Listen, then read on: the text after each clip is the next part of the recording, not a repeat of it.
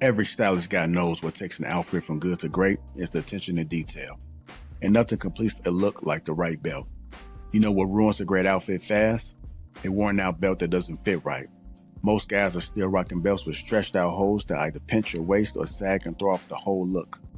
That's why I'm excited to partner with today's sponsor, Anson Belt and Buckle. This family-run company has been around since 2009 and they've completely reimagined how belts should work. Instead of holes, Anson Belt uses a micro-adjustable track system with quarter-inch increments. That means you get the perfect fit every single time. And once you feel that kind of comfort and precision, you'll never want to wear a traditional belt again. The best part, you can mix and match every buckle with any strap. One box set gives you 9 different belt combos, so you'll get to maximize versatility with way less clutter in your closet. But this isn't just about style, it's about feeling more comfortable, more confident, and more put together every time you get dressed. Anson Belt moves with you, so whether you're sitting, standing, or on the go, you're always comfortable and always looking sharp. I've been wearing mine nonstop, and honestly, it's the best belt I've ever owned. Once you try it, you will see exactly what I mean. You won't go back. And here's why you can trust them.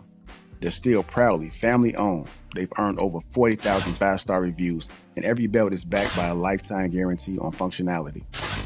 They stand behind every product they make, and once you try one, you'll understand why.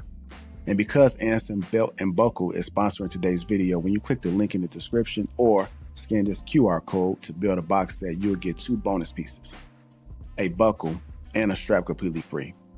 That's 3 buckles and 3 straps, which you can mix and match into 9 unique belt combos all in one box. It's an exclusive deal you won't get anywhere else, so click the link, build your set, and upgrade your belt game today. Over the weekend at Knox X Pro Wrestling in LA, Rampage Jackson's son, Roger, unleashed a brutal, unscripted attack, body slamming and delivered over 20 punches to the wrestler, Psycho Stu, who was unconscious at the time. The incident was caught on the live stream, which he was live streaming. Don't know why, but we'll get into it. Has now sparked a Los Angeles Police Department investigation. No arrests have been made yet. So no arrests have been made yet. So I'm going to go ahead and start running some of this clip and we'll get into it. Y'all ready? All right, here we go.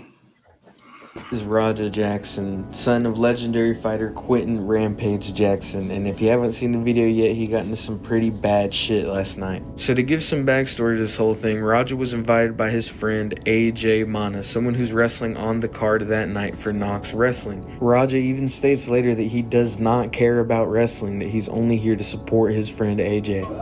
Yeah, AJ's Mana's on the fight card. That's the only reason why I'm here. AJ takes Roger to the back to meet the wrestlers that he's familiar with, the ones that he actually knows. As Presidente, I fucking hate you. I hate this dude. Worse. And that's when Psycho Stu decides to come up behind Roger, stick his belly out, hands at the hips to get some camera time.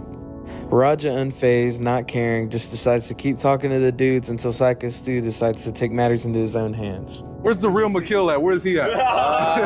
You don't need to worry about him. You need to be worried about Psycho Stu. Psycho Stu? He's a little drunk. What, you don't know me? Hell no.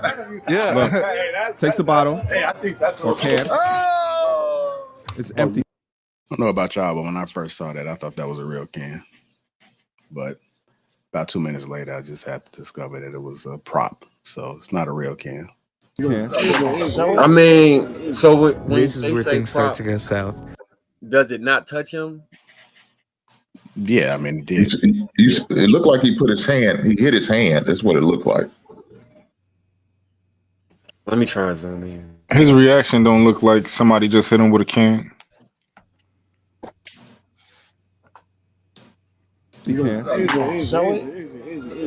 This is where things start to go south. Unfortunately, the dude was probably pretty drunk already, didn't know what was going on. No, I mean, the can might be fake, but he hit him with enough for it to squirt out. This is where things start to go whatever was in south. Unfortunately, the dude was probably pretty His drunk. hand, okay, because his hand was moved forward, so he ain't hit his hand. But you saying he just squeezed it? Yeah, it looked like he hit his hand and he squeezed the can. No, his hand was in front of the can. Unfortunately, the dude. Yeah, I think he's a professional, so he's probably a technique to making it look like he did it. Yeah. Okay, I guess we all Buddy, been those. Buddy also fight all the time. Okay. He can take a punch. It's empty, Cam. This is where things start to go south. Unfortunately, the dude was probably pretty drunk already, didn't know what was going on, and saw the camera and Raja and thought that this was some sort of skit or that Raja was another pro wrestler recording something for the promotion. He thought it was The a worst work. part about it being that this guy took one of these prop cans to Raja's head, not knowing that Raja was already recovering from a concussion that he got in light sparring from a spinning kick just a couple days ago.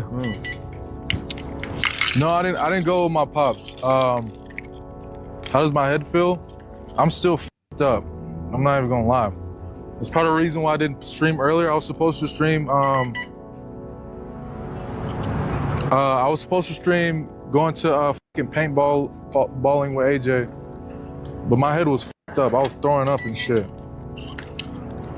My dad is. Yeah, I'm f***ed up right now, guys.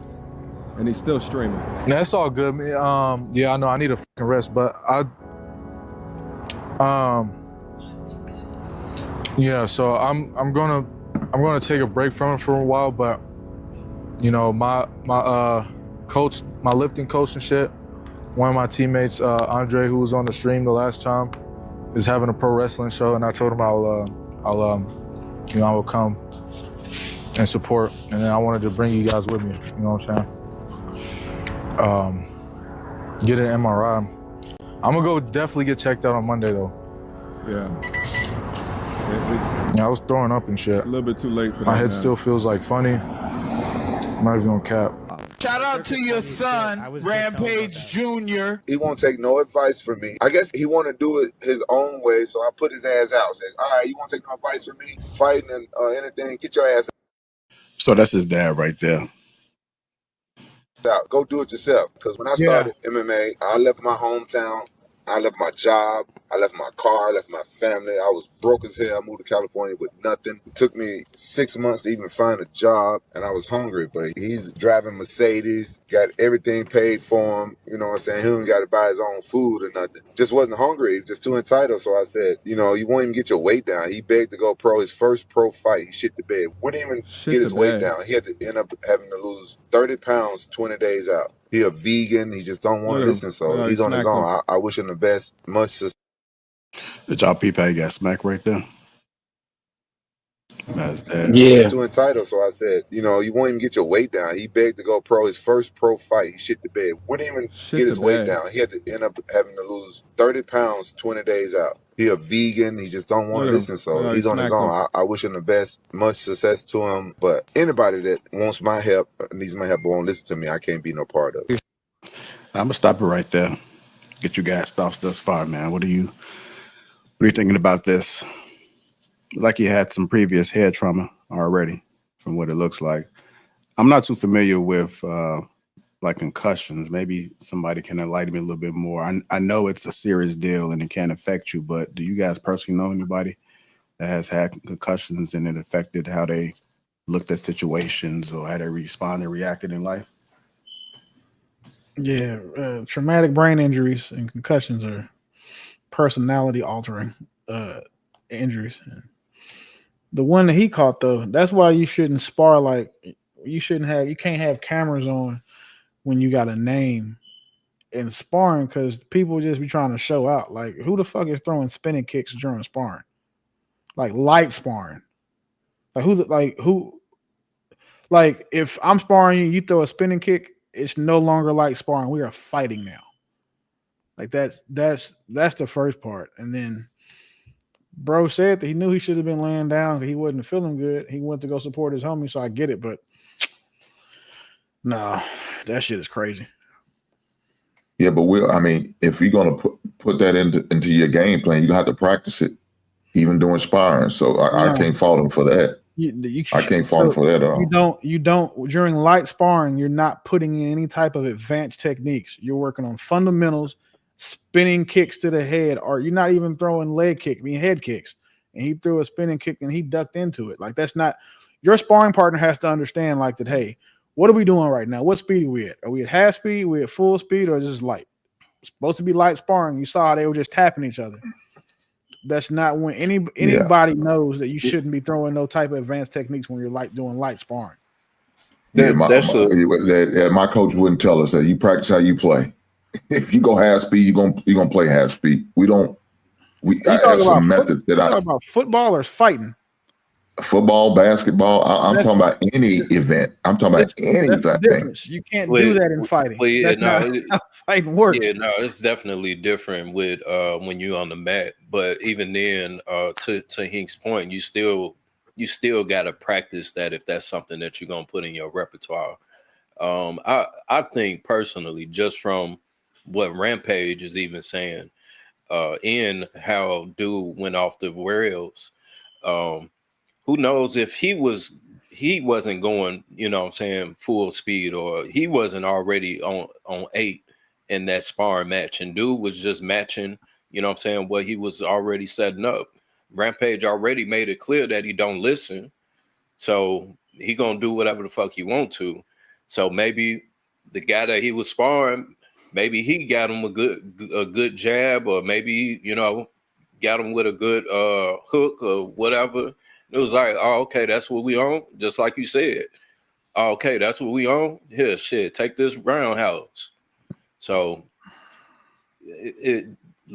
concussions definitely can affect a person's ability to make decisions, wise decisions, and all of that other shit. But I mean, I don't know, man. From just going off of how Rampage is talking about him, I think dude just got some issues.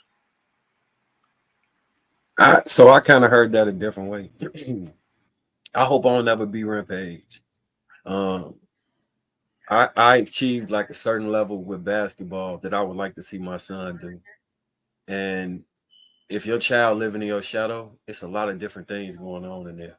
One, you've done something, so you think that you're the expert, which you probably are, and your child needs to listen to everything you say.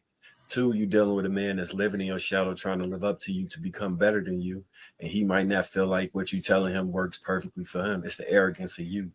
And I wouldn't want to be online disparaging my child, belittling my child, or making him feel less than, because that's the recipe for creating T.I. son. What's his name? King. Little light skin one. Yeah. Remember how he was trying to prove he was a hood nigga because his father made it seem like he wasn't? Yeah. Like your parents can put a battery in your back, nobody else can put in there. Damn, how you had that on deck? But yeah. Yeah. So when he say he don't listen, he shit the bed when it came to his first fight. All them type of things can play into your psyche in a negative way. So he might, you know, he might have took on the person that, especially with a concussion that could have been compounding that issue. I'm sure he already had a personality. He's struggling with exactly who he is, living in the shadow of his father. Now, I'm not saying that to say he was right or anything. I'm just looking at it from a total package. Like, it's a lot of things that compound who that young man is right now. And I don't want to say his father saying he'll fuck up, because I don't think that's really what he was saying. I think he was saying, I have a vision for him and he's not listening to it. So since he know what he want to do, he need to go do that, as opposed to my son is a fuck up. I don't think that's what he was really saying. If that's you my watch person. The rest of it, after the shit happened, he just have an emotional breakdown. Like, I'm tired of people playing with me. And we ain't got to it yet, Will. We ain't got to it. Oh shit! I know you're gonna show that, but yeah, okay, never mind. Go ahead. Right. But I think that's a life lesson for all us. We got to be, especially if you have boys that look up to you, we got to be cognizant of the stuff we saying and how that can affect them and what they can push them to do or not do. Rampage Jackson is a Hall of Fame UFC fighter. At one point in time in his life, he was the baddest man on earth. Like, your child, you know, you're a great fighter and everything, but you have to also understand that sometimes your kids don't get all of that shit. Like, look at Michael Jordan kids; they're all fuck ups except for his daughter. And you know, he was the greatest basketball player ever. His kids sucked at basketball, right? Or you're saying look at a lot of these other athletes' kids. It's not until like recently where you start seeing athletes' kids come into the league and just be raw. Marvin Harrison's son. He not raw. Not yet. Well, you nutty in the squirrel shit. Pat Surtain's son. Like they don't. It's not often that. And then I don't think that Rampage. I don't think his son is going to do anything in MMA. He just wants to fight because his dad did, but he'll never be a tenth of the fighter that his father was. Like he just don't like. Rampage is a genetic freak. Like to be that big, that powerful, that fast, that athletic at his weight back then is why he was sleeping people. His son is just an average nigga with a daddy who was in the Hall of Fame for UFC. What's Rampage size? What's Rampage he's like probably about 3 to 4 inches taller. Yeah, he's like 6'3", 6'4", walking around 265. Like that's a big. I just know this. If Rampage raised his voice to me, I'm shooting his ass. Like it ain't gonna be no fighting. Wait, bro, I don't know if Rampage, he's Rampage can't be 265. Yeah, he's 6'1" and weight.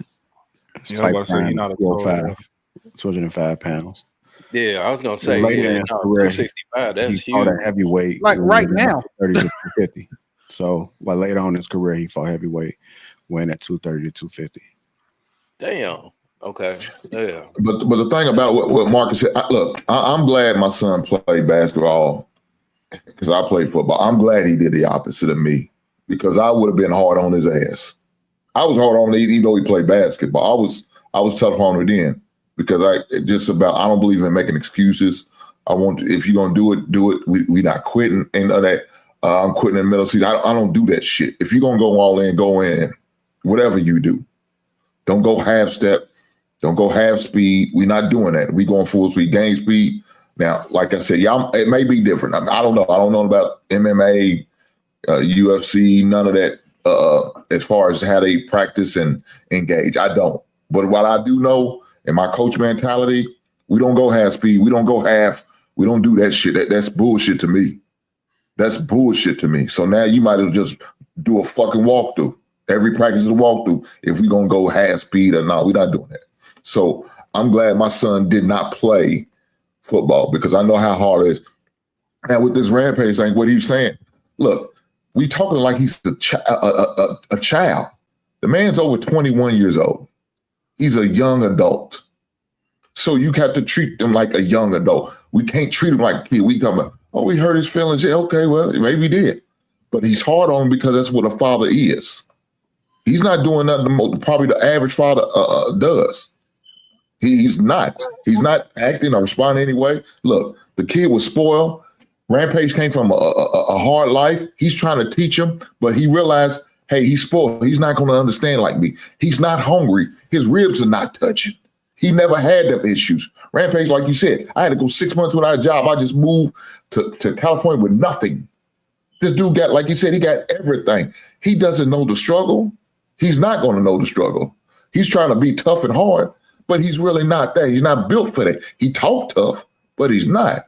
And you could tell something wrong with him. Man got a cut. He say he's going to wait till Monday. I think that was Saturday when this happened. So you're going to wait another 2 days before you go to the hospital? That don't make sense. But he's off his rocker. He's not thinking straight. I don't even think it's due to the concussion. I don't think he ever thought straight for a long time.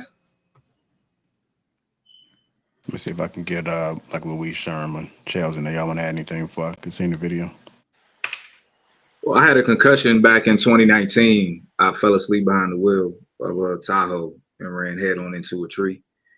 And I just remember it felt like a dream for like 2 or 3 days, right? And they tell you you don't really want to be around a bunch of bright lights. You don't want to be around a lot of loud noises and a lot of people.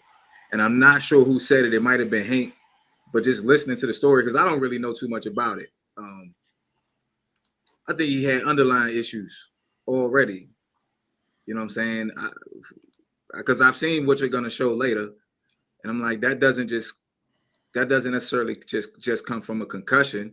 I could see how the concussion could get you to a point where you react emotionally to something that you normally might have some control over, but it would still have to be something underlying there to trigger it.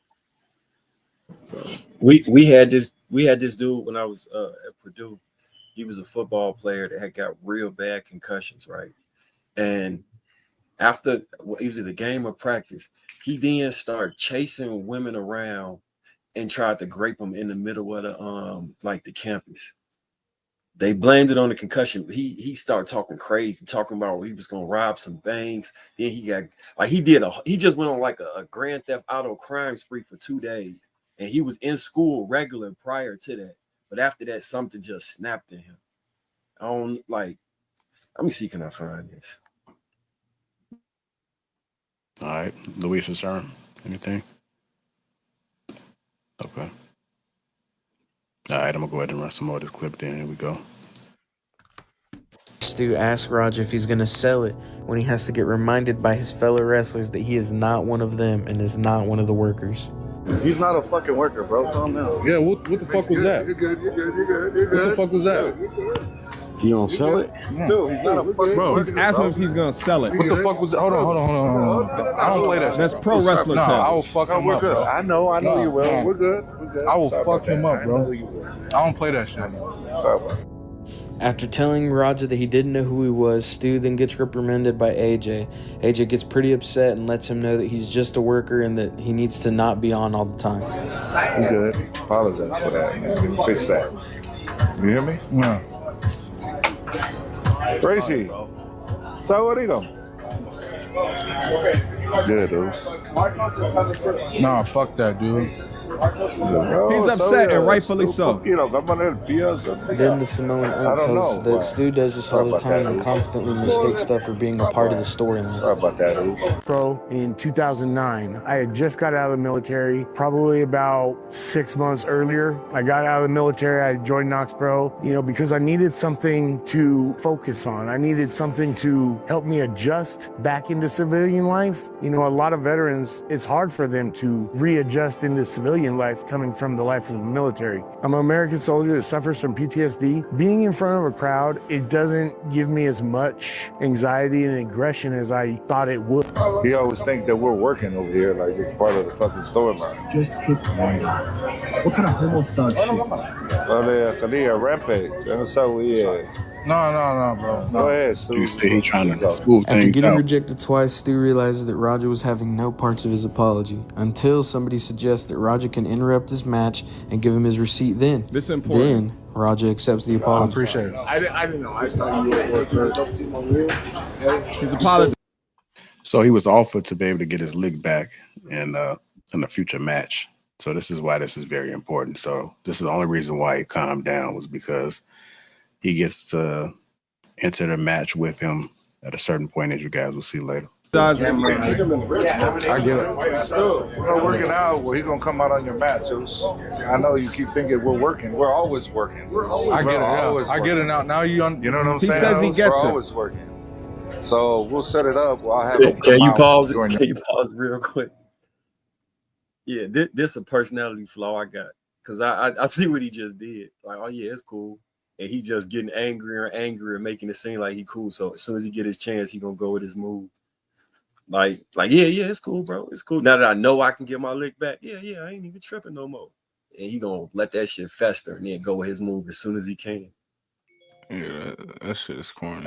Wait till you see the rest of the video. You're gonna see what made him crash out for real. It happened online all the time, don't it? Bro, you be in them comments, dog. You gotta stay out of them. No matter, so we could fucking seal the whole thing and it will make something out of it. You know what I'm saying?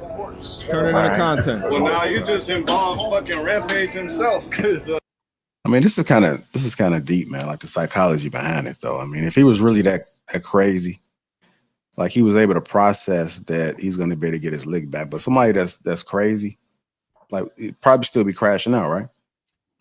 I don't even think you got to be crazy to be already crashing out. You could have just been like, "Yo, you hit me in the head. I'm gonna fuck you up," and they'd already fought already. Like, I do think it's strange that he kind of like had to he probably had to psych himself up because I don't know how many hours it took for them to for it to happen. But if you wanted to get busy, you would already got busy, and you'd have called it a day, shook hands or whatever. I don't know. No, I think he was setting it up.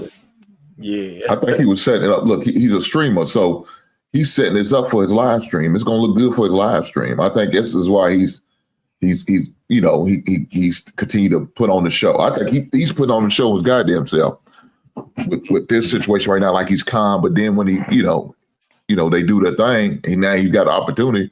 It's all about his streams. Now he's going to just take advantage of it. That's his boy. No, he can handle it. Yeah, I can handle myself. Yeah, I can handle myself. That thing's gonna come whoop your ass. You don't need his dad. He handle his own shit. Yeah, I got my own shit. After setting up the interruption for Raj on Stu's match, AJ comes over and lets him. You said that hurt him when he said he don't need his dad. Hell yeah. Oh man, somebody must have said something. Well, you gotta realize though, like that's it. They niggas don't know him. They know his daddy. His daddy was sending niggas to the shadow realm, like other killers to the shadow realm. So of course they're gonna be like, well, shit, hey man, listen, we don't want your dad getting, because his dad might be the type to pull up and punch somebody in the face. Like, I mean, I think that Mike Tyson would do that for his daughter. I would be. I'm sorry, Willie. Go ahead. No, I say I would be so offended if somebody told me that, because that's like saying I'm pussy and you need to go get somebody you actually worried about. I wouldn't be offended if my dad is John Jones, or my dad, like we all know my dad, one of the baddest men ever on earth. So I get it, like. And it's different though. It's different, man. If somebody says that, you get tired of hearing that. You get tired because everybody, for his whole life, they compared him to his father, even before he got into this bullshit. And he's probably just tired. You could look in his face like, damn, they bringing this motherfucker up again, man. I'm sick of him. You know what I'm saying? So yeah, I think he's tired of hearing about his dad. They keep people, every time they say something, it's got to bring his dad. And he look, we seen in the video, he was crashing out. So we'll see. He knew what he signed up for, being an MMA fighter. He chose that life. That's on him. I don't feel sorry for that nigga at all. Yeah, thank you. It's like Thank Michael you. Jordan's Finally son picking up a said it. basketball. Like, why in the fuck would I want to play basketball if I can't be the greatest? Because that's who my father is. Like, what? That's on me. I chose that shit for myself. What? Like, what do y'all think it is? Like, for example, I went to the Navy because nobody in my family had been in the military, right? My dad was in the Air Force doing some dope shit, some crazy shit. I had an uncle doing dope shit in the Marines, some other crazy shit, and an uncle who went to the Army and did a whole bunch of crazy shit. Like, I went to the Navy because I could walk my own path. I didn't have to like live up to nobody else's standards. Even though I ended up trying to do it anyway, I went there because shit, I'm the only person in the family that had been in that motherfucker. I would have never gone to the Army knowing my uncle was over here doing jumping out of planes and doing all that weird shit. Like, I'd have never went in there because I don't want to have to live up to that. If my father is like, if I'm John Jones' son, I'm not gonna be no fucking MMA fighter unless I'm willing to accept the scrutiny and the comparison that come with that. Like, I'm grown, so I make that decision for myself. Ain't nobody forcing him to do the shit. Rampage is on record saying he didn't want his son fighting. And the only son he has that relationship with is him. His other son, like with the Asian lady, they got a regular dad relationship. Like, it's normal. It ain't no, like, you feel like you saying he came from the suburbs type relationship. He got that relationship with him because that's just what he chose. I don't feel bad for that little nigga at all, though. He a grown ass man, and I hope his attorney and tries to explain what went on with Stu. I was in the swing. No. What he thought was he was a pro. I just said. Yeah. Another thing is, even when we are working like that, you don't fucking. You know that's what I'm saying. He doesn't know him like that. He don't. He's a fucking idiot. Yeah. So when you run in on his shit, you fucking give him his receipt. Remember what a receipt is. Give him that fucking receipt, bro. Tag his shit. If you gotta fuck it up, run out there. Tag his shit, bro. Tag him. After being given the. So when he's saying tag him, you telling him hit him? I guess he's talking about, give him a good pause lick. Yeah, get your lick back. Oh, okay. It is that to give this. Huh? It's hard to tell. Never mind. Keep going. This guy is receipt. Now, Rod this is is on where it go mode goes. for the rest of the night. I'll get it to hey. As long as I get my lick back, I'm straight. I'm straight. This is kind of the turning point in the night as Roger gets time to chill out and kind of think that's about his everything. trainer right here. Gets rage baited by all the comments in the stream. This nigga got knocked out. I didn't even get knocked out. I definitely got that guy up. Cause nigga, if I would have done something, then they would have kicked me out of this shit. Then there would be no more stream today. That shit pissed me off, bro. It didn't even hurt. It just pissed me off. He's getting baited. He's Read in the comments. I know this is crazy. All right, everybody. This is like my How's everybody doing now? third or I'll fourth give you guys a stream. little bit of time to adjust. Now, at this point of the night, Raj's dad, Rampage, got informed on what's been going on with his son on his kick stream. And this is through the comments. Keep watching. I'm watching the stream. I'm watching my son's stream. Where the fuck? Oh, he at the pro wrestling thing.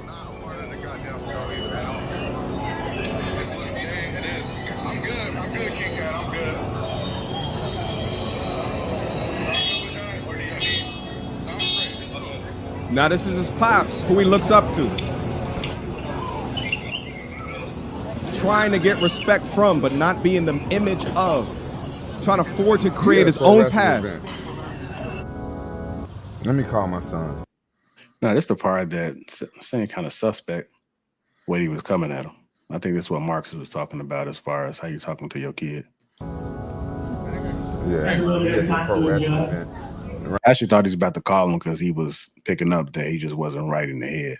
But he called on some other shit. Now, whether or not they're just doing it for content or what have you, pay attention to this interaction. Watching dudes, men in tights and shit. Men in tights. I'm also I looked at his stream. sorry. No, it's I've too got to loud. apologize, right? Hey, yo. Because when I mentioned did you get jumped by a bunch of dudes in tights, nigga? You said what? Did you get jumped by a bunch of dudes in tights? No. Why didn't you tell me? No. You got a problem. Do I need to send my goons over there? No. This is crazy. I thought we were a family. One word answer. Did your coach take care of everything? I apologize. So let me put you in the right direction. You straight. I looked at your stream because my chat was going crazy, and then by the time I popped in your stream, you was hugging on a dude in some damn tights. Man, shut the fuck up. Man, you shut the fuck up. I looked at your stream, nigga. You were hugging on some dude in some booty shorts. I wasn't fucking hugging on nobody. I saw you, nigga. I saw you hugging on your coach. You need to stop that shit. No, I don't got no sexual fantasy, nigga. I got some eyeballs. I saw you making shit up. I ain't make nothing up. Okay. Okay, was you not around a bunch of dudes with some damn Keeps going. Pro wrestling show. Oh, you're the pro wrestling show. He wants to be mama right here. That's my I thought you. I'm gonna stop right there for a second, man. Rampage funny. All he do all day. He funny as shit. I didn't see this, but I didn't know none of this happened. Bro, that he probably might have been calm. He might not have been trying to get his lick back for real, but that right there probably, because he wasn't joking with him. He wasn't like, oh yeah, it was one word answering him. He was frustrated, like, oh, this nigga think I'm pussy for real. Yeah. Wait. I think that had more to do with than anything. I think if anybody would have done anything, he probably would have crashed out. Wait till you see it's the next piece. You'll see. That's what you'll see when he start getting triggered. Watch. At a baby oil show, nigga. Everybody's all glistening and shit. The whole thing. All right, long as you say. You never know. Y'all keep playing with me and I'll go back to you. So get over there. All right. Wait. How y'all got my son mad at me? What? Are y'all happy now? So he's doing this stuff for clicks and views too, huh? That's who he is, though. Well, I mean, they both live stream. Okay. They both streaming. I'm not familiar with him, so If you watch that's how he is. He's been like that for the 30 years that he's been. He's just like He's been a crash out. He does that to reporters. Like if a reporter's fine, he'd start flirting with them overtly in the middle of the interview. Like he just been like that. Like I used to do shit like that too at the interview. Bro, he humped on one of them. Like he said, no, I ain't never done that. Bro, just look up Rampage Jackson wild shit on YouTube. Bro is what's the girl they used to date the Dream? Christina Milian. Mm-hmm. We had a dunk contest at UConn, right? So instead of judging it with the announcer, I went and got the microphone and started trying to holler at her through the microphone in front of like 25,000 people just on one. That's what's up. Yeah, I used to be doing the most. Yeah, damn, you boil her career down to just dating a Dream. Damn. What else has he fucking done? I mean, I like Love. I used to like Love Don't Cost a Thing. That's the Nick Cannon movie. She was just in it. Bro. He straight up dissed me. The rest of the night, Raja gets successfully rage baited by every single person in his comments, letting him know that he's a fake crash out, a pussy, a pushover, and just gets disrespected everywhere that he goes. I'm a fake crash out. All right, bet. You about to see you about to see how fake of a crash out I am. Now I get a chance to get in the ring and do some shit to him. How many subs to knock him out?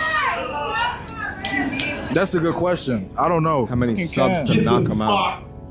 In the Exactly. Watch. My dad can't never call me a bitch. Straight up. Tell me to fake him. They say I can hit him for real.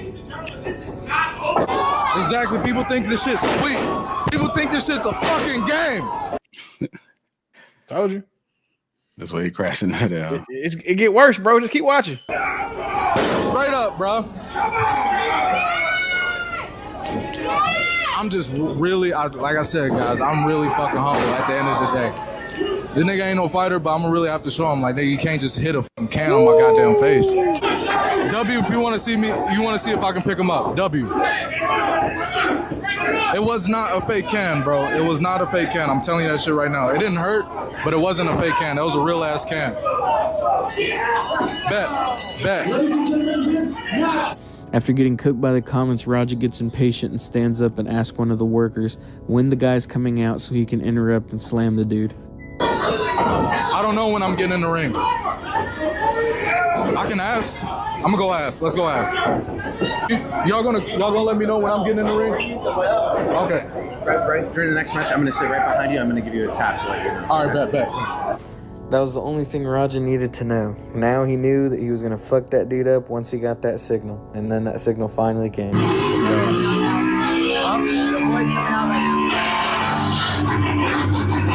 Raja then starts to pull everything out of his pocket one by one and hand it over to his trainer, and I think at this point there was no getting Raja back. He was dead set on what he was going to go in there and do. While Raja gets ready to interrupt the match, the cameraman's getting different angles and even getting a little bit excited for the fight himself.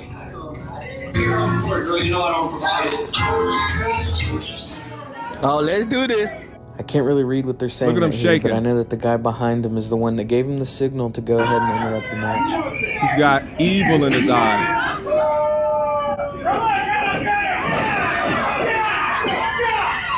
I'm so sorry. No, stop it! That's you! Kill me!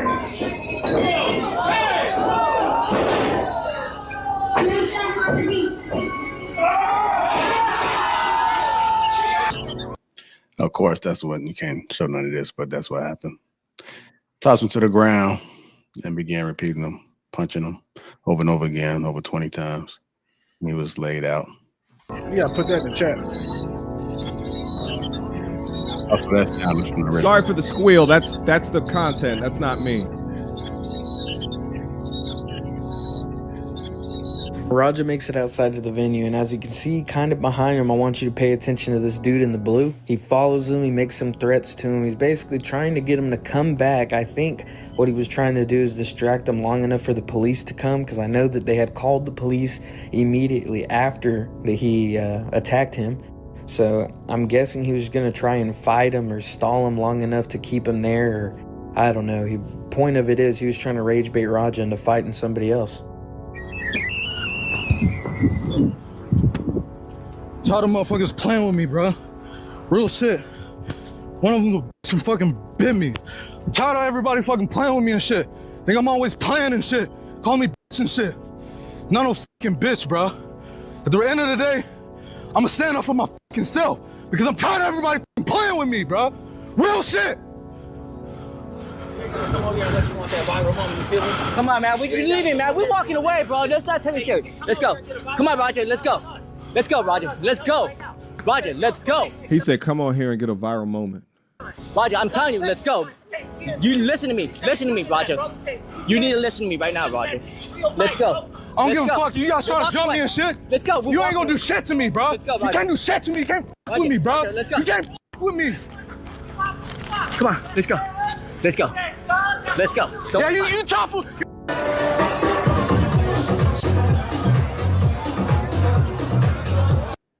So this is his dad right now while watching and actually just seeing what took place.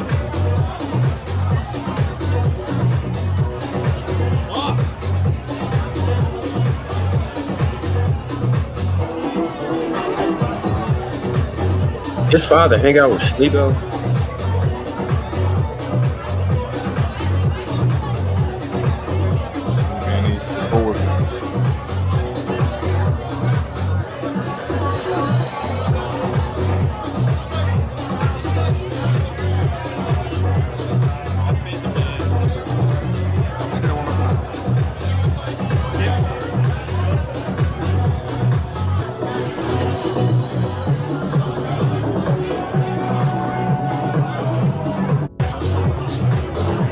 Roger might go to jail. He might get banned off kick too.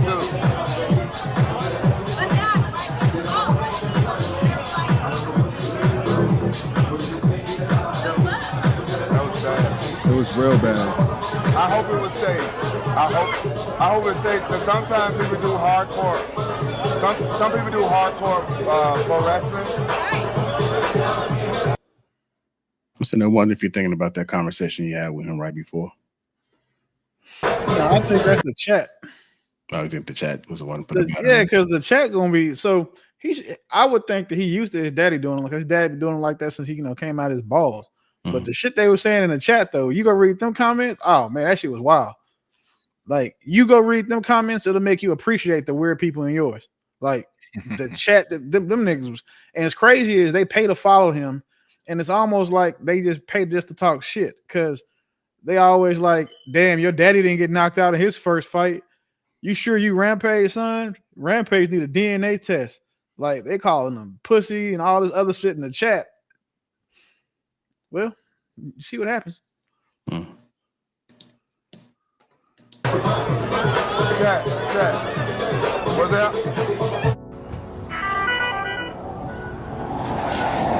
Hello? Stop it right here. So his dad says, I want to clear up the misinformation about my son, Roger. I've been confirmed that the wrestler Stuart Smith, a.k.a. Psycho Stu, is awake and stable.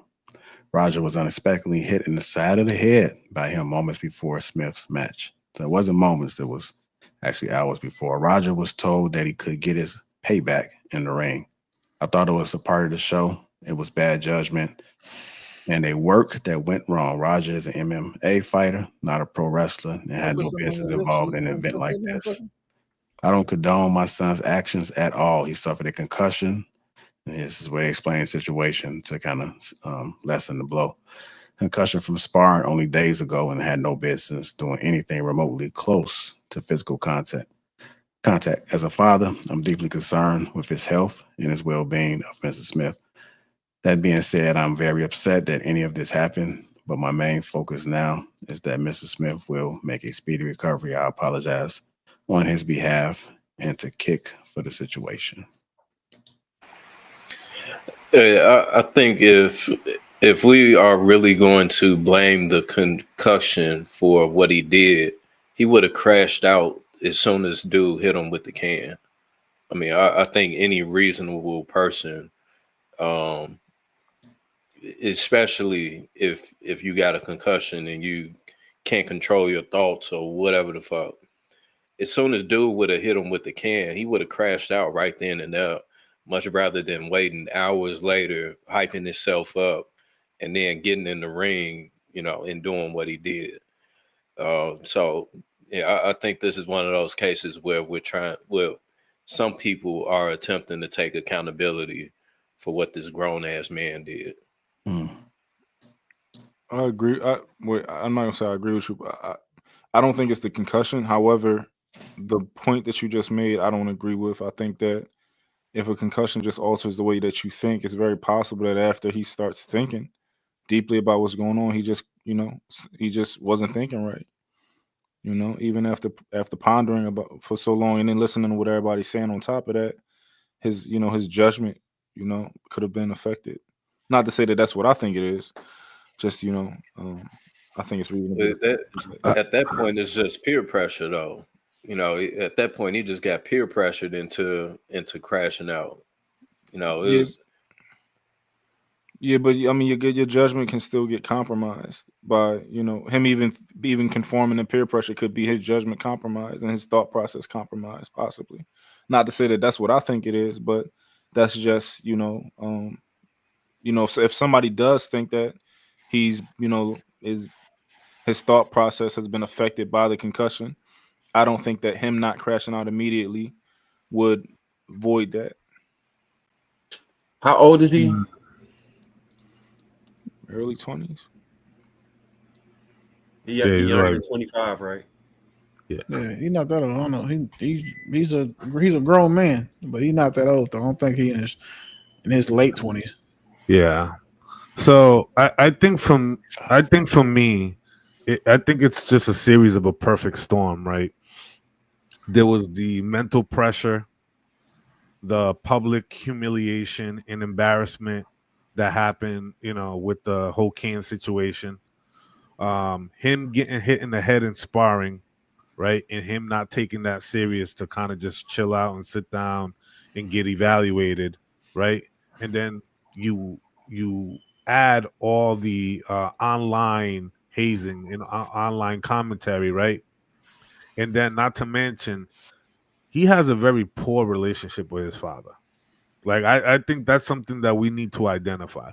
He has a poor relationship with his father, poor communication with his father, and I understand that a young man doesn't want to live in the shadow of his father, whatever the case may be. But I think at some point that relationship has severed and it has become sort of like not really a bonding thing at all. I do think that Rampage, obviously, Willie had highlighted like for a long time. He has, been that kind of individual who just kind of makes these commentaries and crashes out, whatever.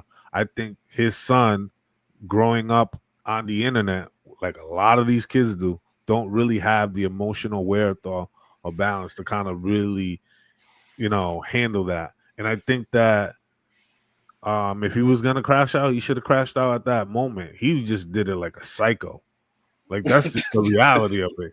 He was just like plotting. Like he was like, I'm going to kill this man. Like he was just plotting because if it was smoke, just and obviously his boy brought him through. Like, hey, some of the guys might play with you. It's all a show, whatever. You know what you're walking into, and if you're not comfortable with that, you shouldn't be in that space. You shouldn't be in any contact space, for that matter, especially after getting hit in the head. But hey, I think the comments did it, just because this is my first time seeing most of it. Right, once they told him he could get his lick back, and White was talking about this, he was pretty chill, right? I think that was a principality thing. Once they told him, yo, you get your lick back, he was like, all right, cool. I think if he never looked at the comments, he would have got a good lick back and everything would have been smooth. I think when he looked at those comments and they, whatever it is that they said, they called him a bitch or whatever the case may be, that compounded with whatever his relationship is with his pops is what led to it being excessive. So after he left the arena, he's in a raw emotional state. So that's when you're really going to get the truth. And he said something like, I'm going to show them that I'm not a bitch. So that he's telling you why he did it. And we know that that's what was in the comments, basically. So the comments was what really drove it. If he never opened the comments, if it wasn't a live stream, his ego would have only been hurt to the degree that it was hurt in the presence of the people that it was hurt. He would have got his one lick back and everything would have been smooth. So I don't know if it was Hango and White that was right. It was the comments.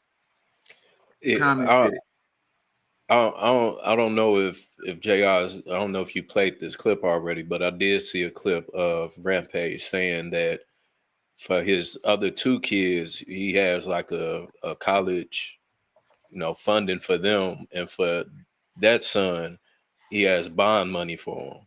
So this is clearly something that is ongoing with this young man. I'm pretty sure that Rampage definitely played a huge role, in it, just in his character of who he is. But this is an ongoing. It has to be an ongoing thing for Rampage to openly talk about his son like that on the internet.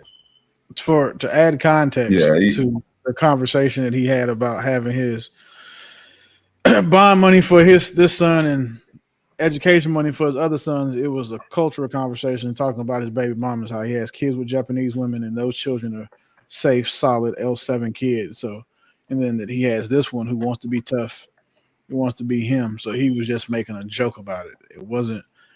It's an accurate joke, obviously, but it wasn't him. It was just him being Rampage. It wasn't him being, you know what I'm saying, directly, trying to single out his son, because that context is important for when that conversation was being had. I do think that whatever is going on, Rampage has to take some responsibility for it. Because when we look at the relationship between the father and son, especially in that, let's look at Dion. His kids don't feel that way, because I think Dion did a better job at building them up, at the, even though they're technically in his shadow. I think he built his kids up, and I think and you can see it. It's on, if you go back and look at the old show, he used to build up Shiloh, he used to build up Shador. Even though, of course, Dion is like one of the biggest shadows you can ever, be behind. I think Rampage has to bear a lot of responsibility for it. I don't know if he's like he's mental. I don't know if his son is mental, but like the way he reacted is just not. It's just not reasonable. Like, oh, these guys in the comments, like, relax, bro. Like, yeah, they gonna call. All you gotta do is go up there and smack that nigga. He ain't gonna do nothing back, and you good. Like, you. No, go ahead, Hank. So, Ma, what responsibility do you think Rampage owes this 25-year-old young man now? I mean, at this point, it's different. But as I know, me as a father, I would have to look. I would have to look back at like, yo, what did I do? Why is my son like what have I been building him up? Have I been calling him a pussy when he was younger? Like, was I doing like my dad used to do stuff like that? I don't agree with raising your kid, because all you doing is you just challenging a man. When you say, oh, you're not, I grew up this way, I'm from here, I did this, I provide you a good life. You could never be what I am, because I came from the gutter. My ribs was touching. All you doing is you challenging a man, and you don't challenge a man, because you know what's going to happen if you challenge a man. That sounds weak to me, real dope. That sounds weak. What do you mean you don't challenge him? We challenge each other on a regular basis. But your father, though, for your father to say you're not made like doesn't me. matter. Your father look here. Your father's challenge you. Wait, but it's not. It is true. You look at Rampage's background compared to him. You look at Rampage's background compared to him. There is a difference. And does your father challenge you? Yes, you have to challenge your kids. You have to challenge, whether it's what you consider an inappropriate challenge or a tough challenge. You got to challenge your kids to be the best version of themselves. So you don't think parents should do that? You don't think, hey, I know you got a B, but I know you could get an A. Don't just accept the B. Go out there and strive and get this A. You have to challenge your kids. Now, you may not like the way he challenged them, right? And I can understand that. He's doing the work, but that's his type of way of parenting. I don't know his background, how he came up. Sounds like he came up kind of rough, where his father may not been in the home, and he's raised by saying, I don't know. I challenge my son. I challenge my daughter to be the best version of himself. When he's on the court, I don't care if everybody else is acting foolish and not doing what they need to do. You make sure you're doing what you need to do. Because the way you sound like, wait, oh shit, they joke around. Junior, Mont Junior, you can joke around too. No, I'm not gonna let little Hank do that bullshit. We're not doing this. I'm challenging you to be the best version of yourself. Not be as good as me, but be better than me.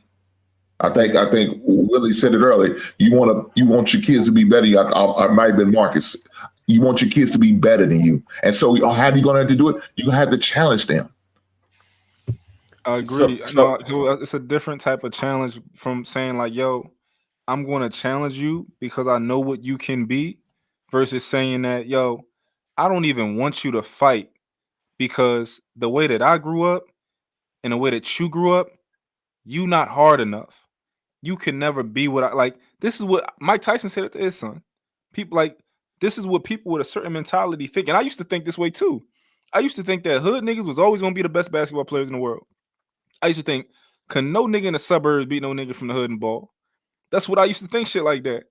Right? We used to think that like can't nobody who fight who not from the hood is ever gonna be able to beat somebody who is from the hood in professional in boxing or whatever. But it's just not true. You know, and I think we should build our kids up. We should build our kids up. We should challenge them, absolutely, but build them up. Tell them like, yo, I need everything out of you, right? I need everything you got. And So as a you're parent, you know when your kid is giving you everything. So look, I want to. But that's you just challenge. You just challenge your kid. That's what you just did. But it's a different type of what I'm talking about. You know, I understand, and that's what I'm saying. I understand that, but you said you shouldn't be challenging kids like that. That's what you said in your earlier statement. I think that here's my thing. Okay. We got to I got also you. remember. You got to also remember these men know their kids. If he's telling his son he don't think that he got it in him to go through what he had to go through to get there, then he might be on to something. Same thing with Mike Tyson. You see a lot of boxers they don't want their kids to touch boxing. You know what I'm saying? Because they know the type of sport it is. It's not because you probably athletically can't do it, but it's a different type of mental fortitude that it takes to do that job. And if he see that it's not something that he don't think he should do because he might not succeed based on the fact of he know what it takes. And so you know your kids. When you got kids, you raise your kids.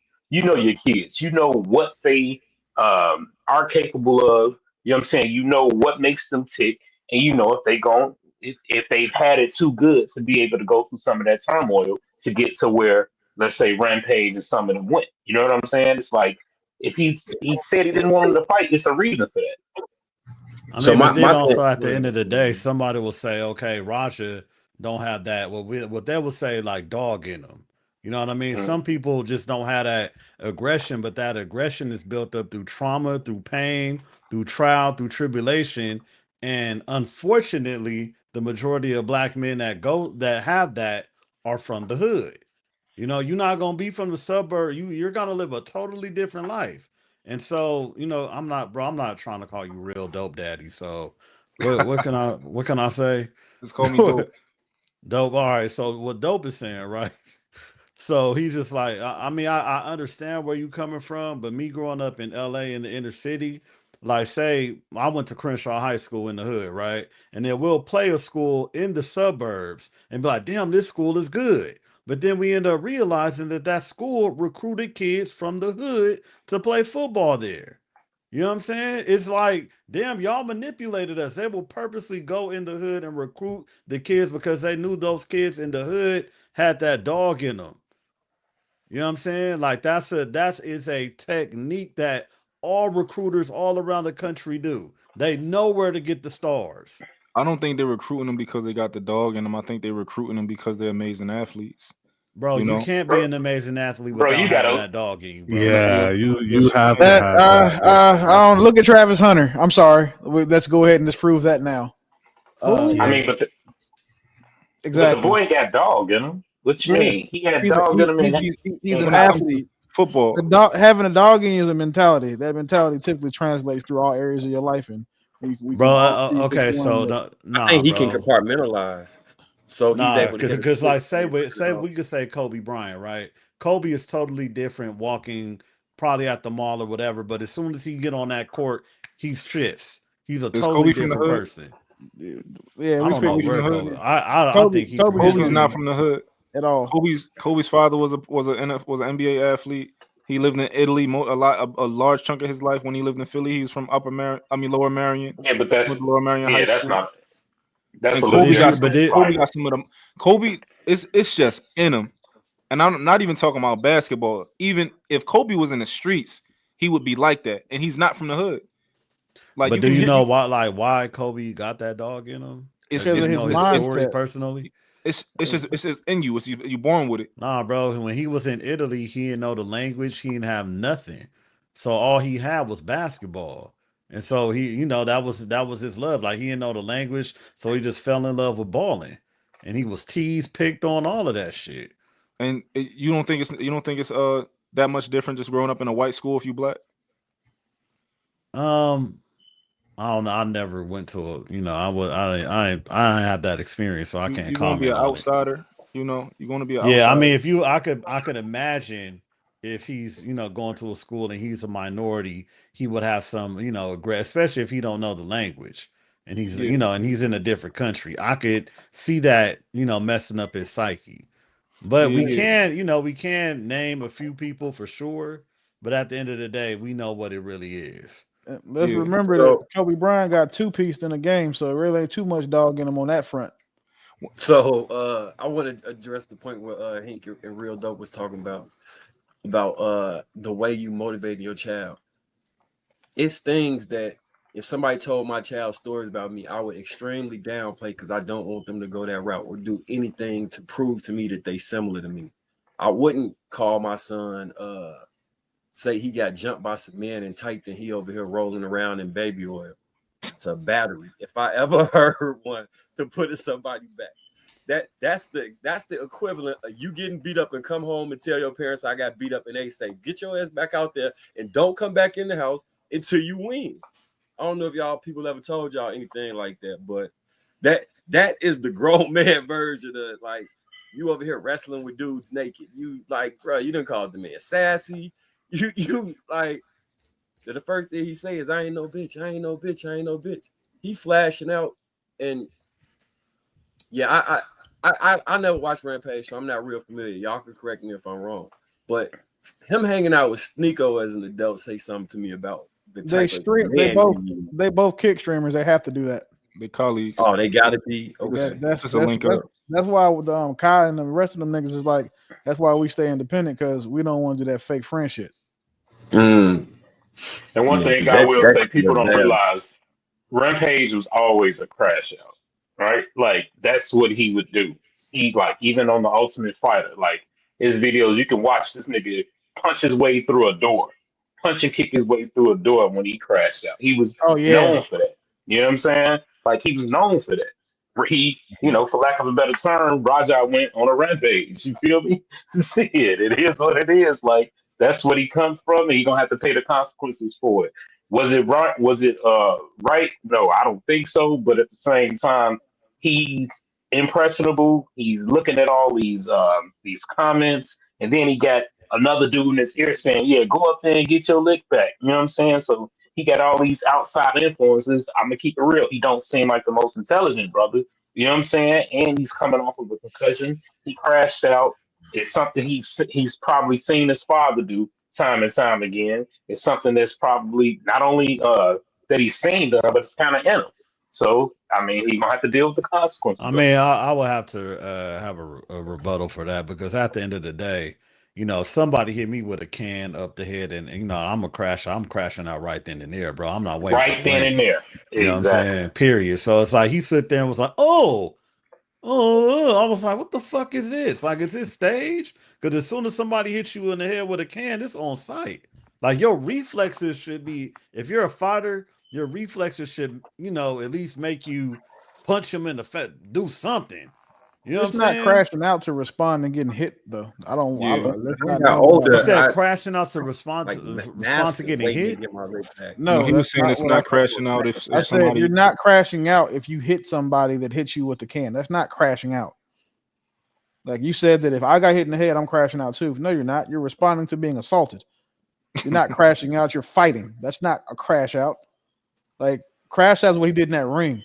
If he a 2-piece, 3-piece, that dude hit him with the can, that's not a crash out. That's nigga, you hit me, so I hit your ass back. There's nothing remotely crash out about that. But when he was in that ring, though, after he slammed him, that was crashing out. So Will, let me ask you this. If he agreed to go into a sporting match and he accidentally hurt that dude, would he still be in trouble? No. How can they prove his full intent? Did you Probably not? the evidence. Same video we just watched. The video. Him being on that stream, bro, is damning. Dubs in the chat if you want to see me knock him out. How many subscriptions? How many subscriptions I got to get before you saying for me to go in here and knock him out? Like he knew what he was doing. If I was him, I'd try and say that I was playing a role. Bro, he hit that. Nah, dog, that's not gonna work. It just went wrong. Listen, so if say I swear I wrote with that defense. If we get into a fight, right? You out of town, you get into a fight with a nigga, you knock him out, right? And it's self-defense. You cool knocking him out, but you jump on top of him, start stomping him in the head and punching him. It's no longer self-defense. That shit is battery now. That's how he was acting. That's the difference. Like, bro is cooked. I thought and why I put the link in the back chat. I don't know if you saw it already. Yeah, I said. But Marcus, not only that though, but after the fight, after the altercation, how he was still acting and going off then, that shows his intent. His intent was to hurt and harm and to make the man suffer, and like he said, to get his payback. To the point he was ready to fight another dude that came out there, and his trainer finally decided to be a some type of friend of his. Let's go. Let's keep going. Why didn't you do that before when he was ready to go in there and you seen he was going to the extreme? This wasn't just going to look for a payback. He wasn't just looking for a payback. That whole time he was talking, and you as a trainer, you didn't hear him speaking like this. You didn't hear him responding to the people in the chat. See, that's where friends should have. That trainer who's supposed to be his friend should have kicked in. Hey, dog, man, I don't know about this. How about we just call this a night and let's just get out of here? No, nobody did that for him. Nobody did that for him. Another thing is, look here, if they really care about him, I don't know why on site at that practice facility, because he's not going to a slum ass MMA practice facility. That's a high tech. High cost practice facility. Why wasn't there a trainer, a medical trainer on site when he had a concussion then? And should have encouraged him to go straight to the doctor. Don't pass go. Don't collect $200. Go to the doctor, get yourself checked out, and go from there. None of that happened. If you watch that video where he got knocked out, they have medical people there, and they did that. Say you're done for the night. He wanted to keep going. They're like, no, you're done. And they sent him home, and he said, you need to get to a doctor. Send him home. Shit. He should have been somebody should have drove him to the hospital. Oh yeah, you can't. No, that's one thing. You can't make an athlete. You can't force it. You can tell them to, but at the end of the day, it's on him to do it. And he said he was going to go the following Monday, but he ended up, beating somebody's ass. So we should see if he went. I'm saying yesterday, which would have been the Monday, if he actually went to the doctor to get his MRI or whatever. But another thing I want to kind of add on to that, we got to also look at it like this, bro. If y'all gonna be professionals, y'all shouldn't all be back there wasted before the match. You know what I'm saying? I think him being drunk had something to do with it. He was drunk when he hit him with the can. The dude they tried to come talk some reason to Rampage, Roger after that was drunk, slurring. You know what I'm saying? Like, everybody back there drunk. This is what they'll happen. He like, yeah, get your lick back. I mean, somebody got to be the voice of reason somewhere, Joe. Like, real shit, the niggas was drunk, and this is what happens. You got a bunch of drunks around play fighting. Somebody gonna get hurt for real. You know what I'm saying? Biz, go ahead, Kate. I know you want to get in there, Kate. Okay. Go ahead and do it. Biz.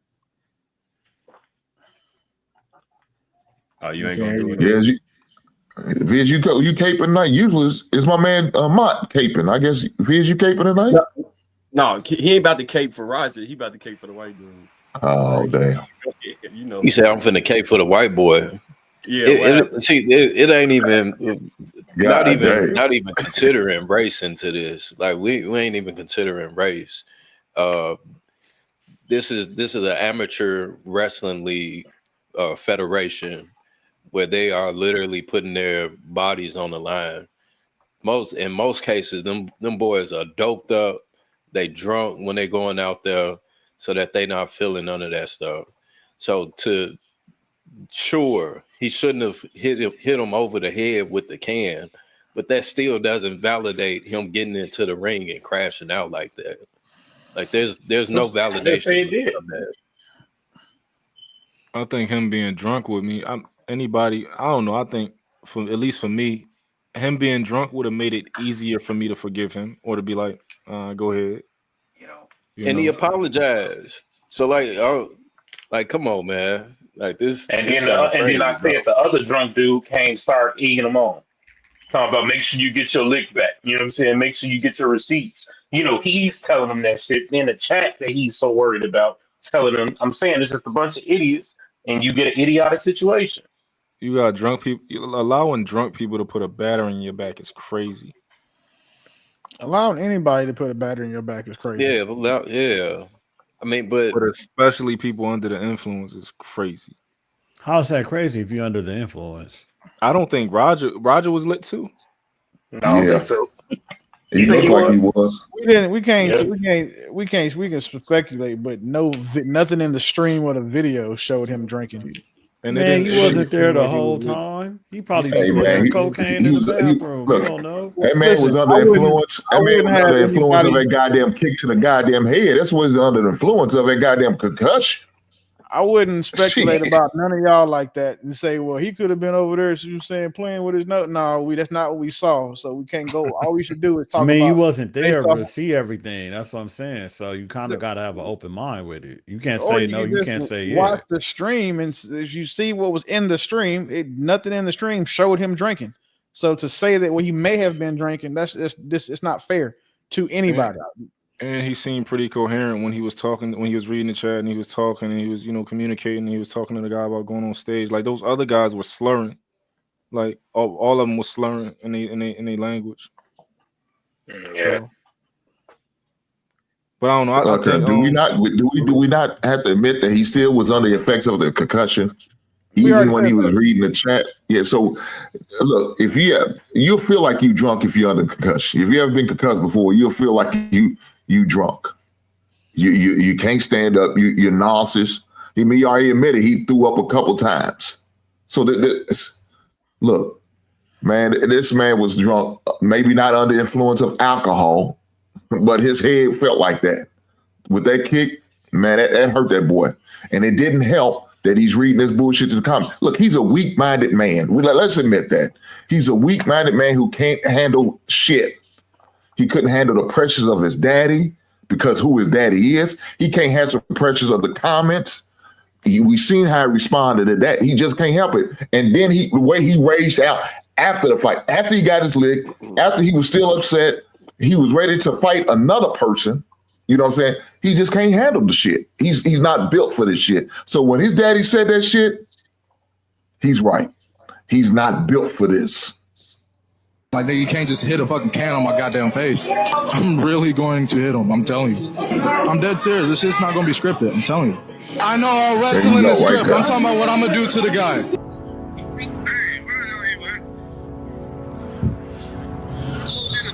So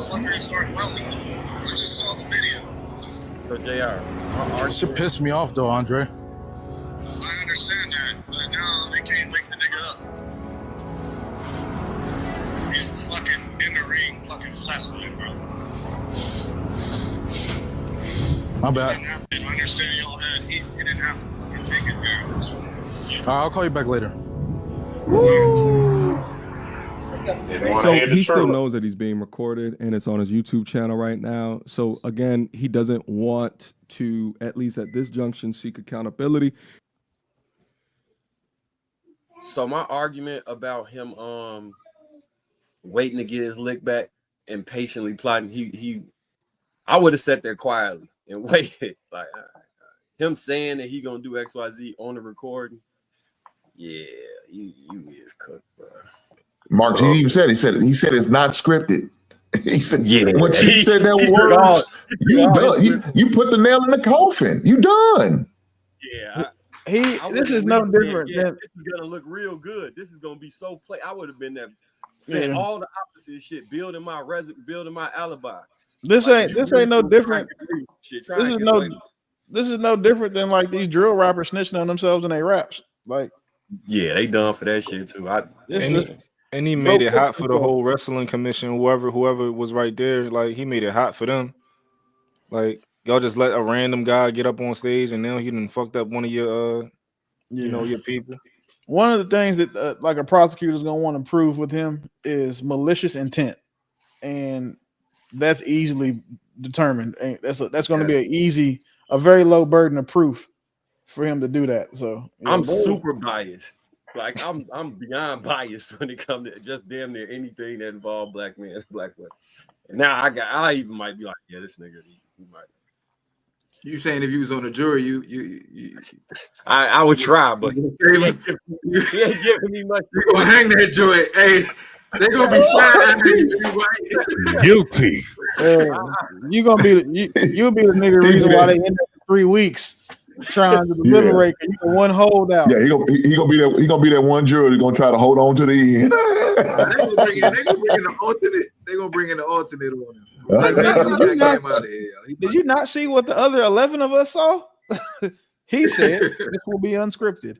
He said it's going to be real. He said I'm gonna knock him out. He asked how many subscriptions if I knock him out. Like, put a W in the chat if you want me to knock him out. That's 5 things right there, bro. Be easy. Bro is cooked. You know what I would need the lawyer to argue for me to kind of consider it? That all of this is like entertainment, and even though it appears to be real, similar to action movies, it's just him scripting a real occurrence. He said it was unscripted, bro. You couldn't. Yeah, that's part of the ploy. He was saying that to an so that's what you say though. Movie and I say this ain't no movie, I'm killing everybody. Hey, this nigga need a Young Thug lawyer at this point. Like, that's it. There's or Diddy's attorneys. He is like, he's chopped, bro. It's over. I think does it matter if the guy wants to or doesn't want to press charges? Does that matter? Bro, no. Just because you don't press charges, just because you don't want to press charges doesn't mean that the district attorney can't. Yeah, but they probably, when you press charges, does the he gonna go civil? All he can do. Does that make the district attorney want to pursue it even more? All he can do is make it more difficult to get the conviction by not showing up, by being not willing to testify. But if they still wanted to pursue it, they could. It would be more difficult without the testimony of the guy who got pwned. It's really weird how district attorneys pursue cases, and from what I've seen is that it depends on like what time of year it is, what their conviction rate is. If you're saying it's an election year, are they trying to be tough on crime? They're going to pick easy cases they can go get wins out of. And this is the easiest case they could have ever seen. And then 2, it's a case that even without that, say, you one of the guys at the district attorney's office and you just got a full caseload, you need to go find a case. This is an easy case to take because it's easy to prove malicious intent. Like, bro cooked himself. Yeah, and I think it could either Rampage being his dad can either help him or hurt him because the nigga might hate Rampage. He's a professional fighter. Like that, don't forget that part too, bro. He is a professional fighter. You talking about the son? Yes, the nigga is cooked. He just had his pro debut. He's got the card. He's registered. All of that. That is done. I think it depends on the state too. If the state can pursue it regardless of them of him pressing charges. Some states can't do it if the victim doesn't want to press charges, and then some states can take it over. What states can't? I don't. He don't press them. Because I don't think it's a state by state thing. I think it is because I know some domestic cases are like some DVs are like that too. Domestic. That's not domestic though. Now, when you're talking about domestic violence, yes, there's some case. This is not a domestic issue. This doesn't even fall under that purview. This is a battery case. It's not a family battery. This is another thing that might make felony battery. Well, it it is going to be felony, I would think, because he's a professional fighter. But another thing that might make it aggravated. Yeah, it's aggravated. Yeah, because he especially if they put him in the hospital like that. Yeah, it's the elevated assault charge. So typically, what happens is with a misdemeanor assault, that's where the states will typically say, well, if the victim, no victim, no crime, right? Once you elevate to felonies, if they want to pursue it, they'll pursue it. Chaz, I forgot you were the police. You so cool. That shit don't be. I appreciate you, but it's all good. I was always me. I ain't gonna tell the story you got about the book, but one day I'll tell you offline how I lost a job. This is a question I have. No, he's been through the court system. Wait, this is a question I have. This is what might make it a little bit harder for the DA to not make it harder, but That might nigga make going him to jail. contemplate taking it because I think he can argue like, yo, nobody briefed me. Nobody told me like, yo, don't do this, do that, don't do this, do that. I thought I was going into a fight. Like they told me like, yo, go get your lick back. And I got my lick. Like I thought it was a fight. Like would that work for you if you was a juror, bro? If I was a juror? Well, Yeah. it depends. If It he depends. I sold mean, it good enough, it's going to be a long case. It's going to be a long case. I'm gonna give You you know a what? good lawyer, and we going. You know what it takes to sell some shit like that? You got to be a good talker. You got to have like that gift of gab and be able to articulate yourself. Does this nigga look like he's be able to get anything past anybody? there's no. it. I'll pull up Bruh. an example of me pretending to be doing something for real, and then show like this is obviously fake, but this is what I say to my chat just to rouse them up to keep my subscriptions high. Like provide an example of you saying something that's not true, and then that can negate that you only tell the truth on your chat. Do everybody know that wrestling is fake? We couldn't even. I couldn't even see that being a legitimate argument because the other guy didn't throw one punch. Yeah, because I slammed him on the ground. There was no. You say what? Yeah, because he slammed him on the ground. Right, that's what I'm saying. The other guy didn't throw a punch, so how could it be that's not a fight? That's you literally attacking somebody. Listen, I'm glad you two niggas ain't fucking public offenders because y'all get niggas locked up. It's the referee's job. Well, I don't know if it was a referee there, but I would have told. I thought it was the referee's job to stop me from whooping somebody's ass before I go too far.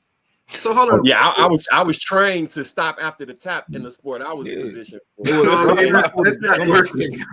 Yeah, this is getting bad. This is getting worse and worse. Hey, hold on, let me see if I can try to get Damien. Damien, I'm not sure if you're familiar with the story. Are you familiar with it?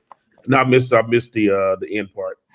Okay. I guess it's the beginning part that I would need to see, to determine if it was, something self-defense or somebody just got their ass beat. I don't, Okay. Yeah. All right. I do got the rest of this clip. I guess they responded to the incident, so I'll try to play a little bit of this. Let me remove this. Let me know if y'all can hear this. Notice his homeboy's not in here. All right, can you hear it? Yeah. Okay. Our viewers, for those of you guys that don't know, I actually trained at the same school 11 years ago, a long time ago. I know Psycho Stu personally. And so to get started with it, what actually happened to Stu? How bad are his injuries? Broken facial bones is from what I'm hearing. Missing teeth. Has no recollection of what happened. Incoherent. And then even from the people. So that guy that's talking, he was the one that pulled him off of him. So I guess he's a fighter too. Is that right, Willie? Yeah, that's who snatched him off of him.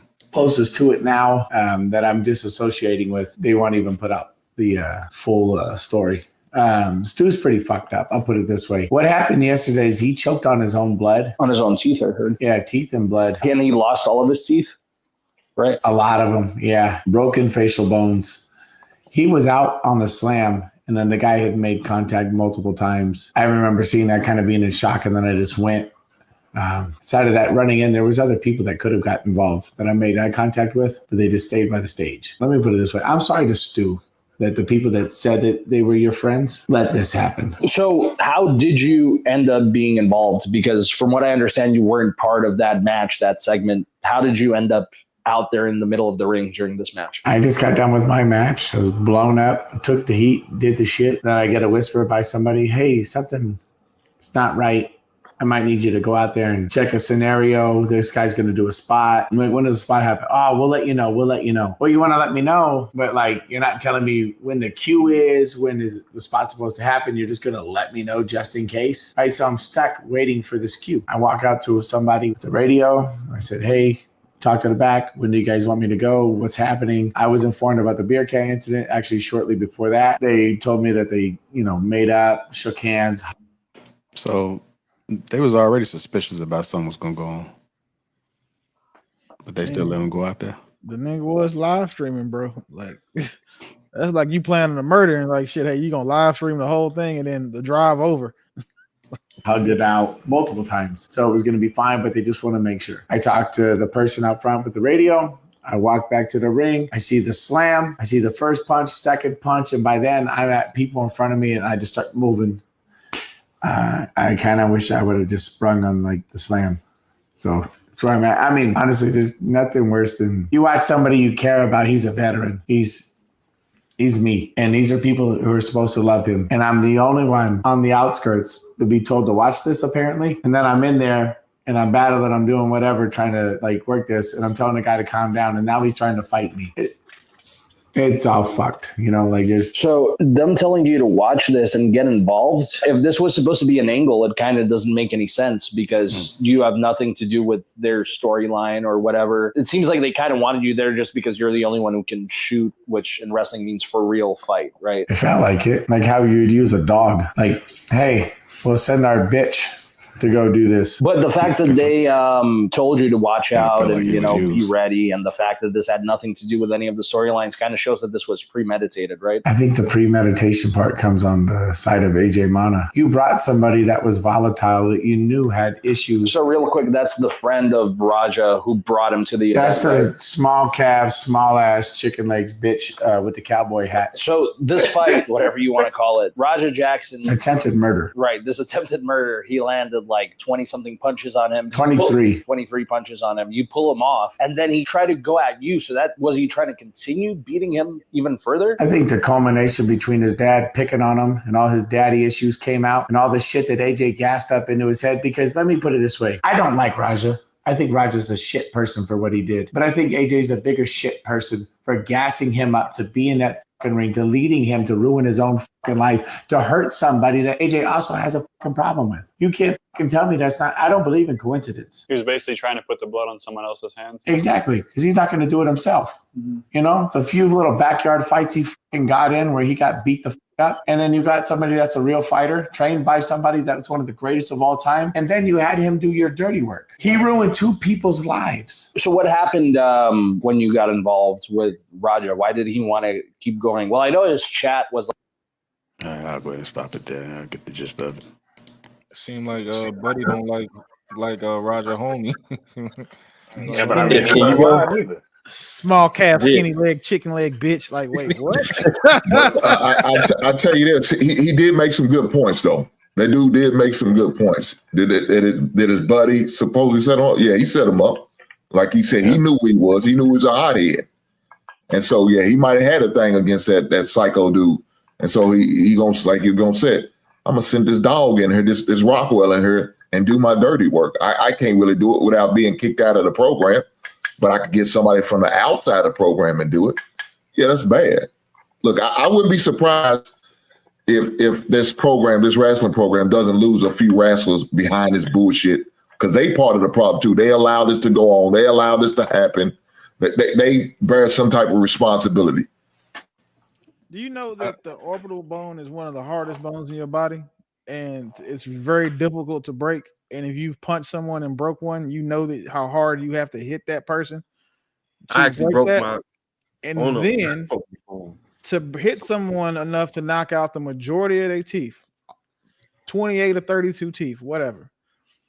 Do you understand like what type of like force it takes to do that? Like, bro is fucked. Like, he's not even cooked now. He is fucked. 20 punches to do it. Yeah, I listen. I think many men can break an orbital bone if you let them like just give them a person face with a punching bag and just like go at it. Takes 600 pounds of force. I mean, I don't think the average person can do that even with a straight. I would bet everybody on this stage if you just like punch that person's face on the ground repeatedly. I think all of us probably could break an orbital bone. Yeah, but hit it just right. But yeah, I get it. I think that it could be a little bit of premeditation, but I don't. It's like, how did you tell that guy to like go slam a can in his face? Like go slam a can at that random nigga head? Like go ahead, go slam that can in his head, and then like telling your homie like, yo, you can get your lick back. I didn't know you was going body slam the nigga and like repeatedly in a fit of rage. Yeah, pound his face, and then I didn't know that nobody around the stage is going to be like, yo, let's kind of break this up. I remember the first person came in to break it up, and he was like, he got scared, and he backed up, and then the other guy kind of broke it up. So I just caught up on this other video. That's definitely if that's not battery, they could probably up that to attempted murder, because if nobody would have stopped it, he would have killed that dude. But what they'll probably do is they'll probably charge him with the attempt murder and then have him plead down to the aggravated. Down to battery. Yeah. Now, it wouldn't be aggravated though, because there's no weapon. Well, that's what I was going to ask, and I don't know. But if he's a professional fighter, would his hands be considered a deadly weapon? That's a myth. Yeah, that's not even a real thing. Yeah. Okay. Yeah, it's no such. Yeah, I don't know who made that up, because you know, I took martial arts long ago. When I got my black belt, I'm like, where I sign so I can register. You know, it's like, you know, nothing. You don't sign nothing. You know, but you do have to announce it though, right? If you're a professional fighter, you do have to say it to let people know that, hey, I am a professional trained fighter, or that can go against you as well. But there's no registry that you go on and be like, yeah, these hands are registered. You know, maybe the professional boxers may have something like that, but you know, but in regular life, you know, there's nothing. But you do have to announce that you have some type of specialty. I really do. As I think about it, I really do think it would be a good argument for him to say like, "Yo, I thought it was a fight," because like even in professional fights, they brief you before you go out there. Like the referee is like, "Yo, no, not below the belt. Do this." Like they're briefing you before you go out there. So if they just like sent him out there with nothing, do you think the average person, if they just sent you out there with no rehearsal, nothing like that, you think the average person would kind of like throw actual punches? I would have, but after the first two fell out, I probably would have stopped. Yeah, but if you, but still, Well, was that's us. We do us personally. Everybody gonna be a little bit different, but a referee is supposed to keep you from from killing somebody. It's not you're not trained to stop. Yeah, but see, that's in a real fight, bro. That's not fight. This is wrestling. This is scripted. You know what I'm saying? Where they know who's gonna win, who's gonna lose. You know, you have the different bumps that you know y'all practice and rehearse on taking. But the thing is, a lot of times these wrestlers will get in there, and if they got some real animosity, every now and then they'll throw real shots. You know what I'm saying? They'll fight for real. You dig what I'm saying? Like they'll throw some real shots. They'll still follow the script, but they gonna lay it on you for real with any chance they get. So yeah, but I think real dope was saying that he wasn't brief. Yeah, I think real dope saying he got it. Go ahead, Danny. He was briefed, bro, because they told him what to do and what to go. Like he was briefed. Like it ain't like they just randomly tapped him on the shoulder. But like when you're a professional fighter, you have a higher standard of like a higher reasonable standard of use of force. One. And then two, you also are going to be held to a higher standard as far as like your intent and the foreseeability of the outcome of your actions. No professional fighter can go punch somebody in the face and think they're going to have the same defense as somebody who's not a professional fighter. Like bro is a professional MMA fighter, even though he got his ass beat. He took a professional bout. He is registered with whatever commission it was he has to fight with. And then he just went there and did this. Bro, like, listen, it sounds good. I know everybody's trying to come up with all these reasons why he shouldn't do it. You know, maybe because I'm saying he did it to a white dude, or just because y'all just like to argue about shit. That nigga is cooked. I don't think he's the typical standard like fighter. Like I don't know his. There's only two types, bro. Amateur and professional. I'll explain. I don't know his amateur pedigree, right? But typically, most fighters have an amateur record. Like they go through the amateurs and then they turn pro. And that was his first pro. He only had one fight, right? And lost. I mean, and he lost. So I get we can make the argument that like, oh, he's a professional, he knows better, but like, he's not a vet, he's not a seasoned professional. He's just like, bro, like the burden of proof. The lawyer's not gonna be like, oh, he's a professional, he's got 40 fights. You don't know his father's amateur pedigree, but you know that he's a professional fighter for the same way that you know his son now is a professional fighter that is taking a professional fight. Yeah. Regardless of what the outcome is, he is a professional fighter. There's two types: amateur fighters, professionals. Yeah. An amateur fighter can get away with that shit y'all talking about. Yeah. A professional, no. That nigga, he's registered with the Nevada Athletic Commission. That nigga, bro, he is cooked. I can show you a lot of professional fighters who you probably can beat in the fight. Right now. That's not neither here nor there. It's not what we're talking about. Hold on. I think Damien trying to get in there. Go ahead, Damien. Was he scripted to be in this fight, or did he just hop up and hop in? they told He him to go in technically there was and prep. scripted to be in. No, 'cause they the told people- they gave him. They're like, hey, listen, we'll just let you go in. You know what I'm saying, ad hoc, and just jump into the ring. Is get that your not lick back. addition to the script? But Wait, that think changes about it. that changes He that can jump in on dynamic. his So own. if he's scripted to be in there, that changes the dynamic from an attempted murder. If he's scripted to be in there, he flew off the handle. That changed the narrative now. If he was scripted now, if he just ran in the crowd from the crowd and hopped in and started whooping his ass, then that's one thing. He's scripted to be in there and just went too far. So no, I'll tell you. I wanted to be clear. So they said we're gonna tap you on your shoulder and then you just go up there. Then they Yeah. tapped him on his shoulder and he went up there. He went. Yeah. So So he he wasn't scripted to be in. It was an impromptu. Like he probably knew for like a little bit that he was. He had that they was permission. gonna, He had permission to go. Let's put it that way. yeah, they like, yo, we gonna send you in there to get your lick back, right? Okay. You know, the guy hit you earlier. Go in there and get your lick back. And also another thing that he can argue is like, yo, the guy who told me to go in and get my lick back, he was kind of telling him like, yo, really get your shit off. Right? So that's the defense then. So now we're listening from attempted murder. Now we're listening from aggravated from battery. I mean, now we're talking about something. Man, I bet you every criminal wish she had a lawyer who was as confident as y'all. That nigga's going to jail. Like, yeah, but for how long? The defense I attorney personally don't think he's going to jail. No, he's not going to jail. He's not going to jail. This Lock his ass up. Lock his ass up. He going to jail. He probably gonna get 8. He probably gonna get 8 years probation, suspended time sentence, considered served, and then they're gonna do restitution, and then in the civil suit he gonna get cooked. it's gonna be they're gonna drop the criminal. They're gonna drop the criminal, and it's gonna go civil. Hold on, y'all. Let me get TK, BK. Go ahead. What's going on, brother? How you doing? Doing all right. So that previous video you're watching, the guy who stopped the assault that was happening, he also mentions the fact that like a ton of people could have intervened like way before he ever did and things of that sort, because there's a lot of people around the ring, and when they didn't respond, it kind of gives off the idea that it was still a part of the show until people start screaming, because multiple hits and stuff like that. So I think a lot of it is going to come in the fault of the wrestling committee itself, because you know how like those backyard wrestler things go, they're pretty intense. So I'm just curious with the money that Rampage has and things of that sort, if it's just going to fall on the wrestling committee for the most part, because they made the idea of him doing it. If they never told him that he could hit him, he wouldn't have hit him. So I think a lot of it's going to fall onto that. That's going to be their angle, at least. Yeah, I agree.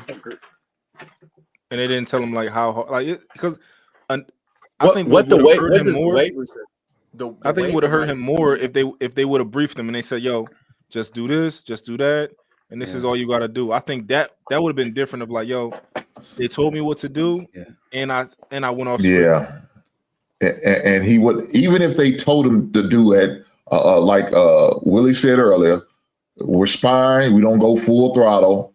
He would have went full throttle. The way he was raging after the comments, the conversation with his father, he's got a concussion. Dude, he wasn't listening to nobody's rules or regulations.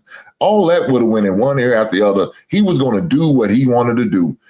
He was going to get mad. He was going to slam him. He was going to beat that man's ass. His intent was to hurt that man. Ain't nothing you could say that wasn't going to stop him from trying to hurt that man. That was his whole intent.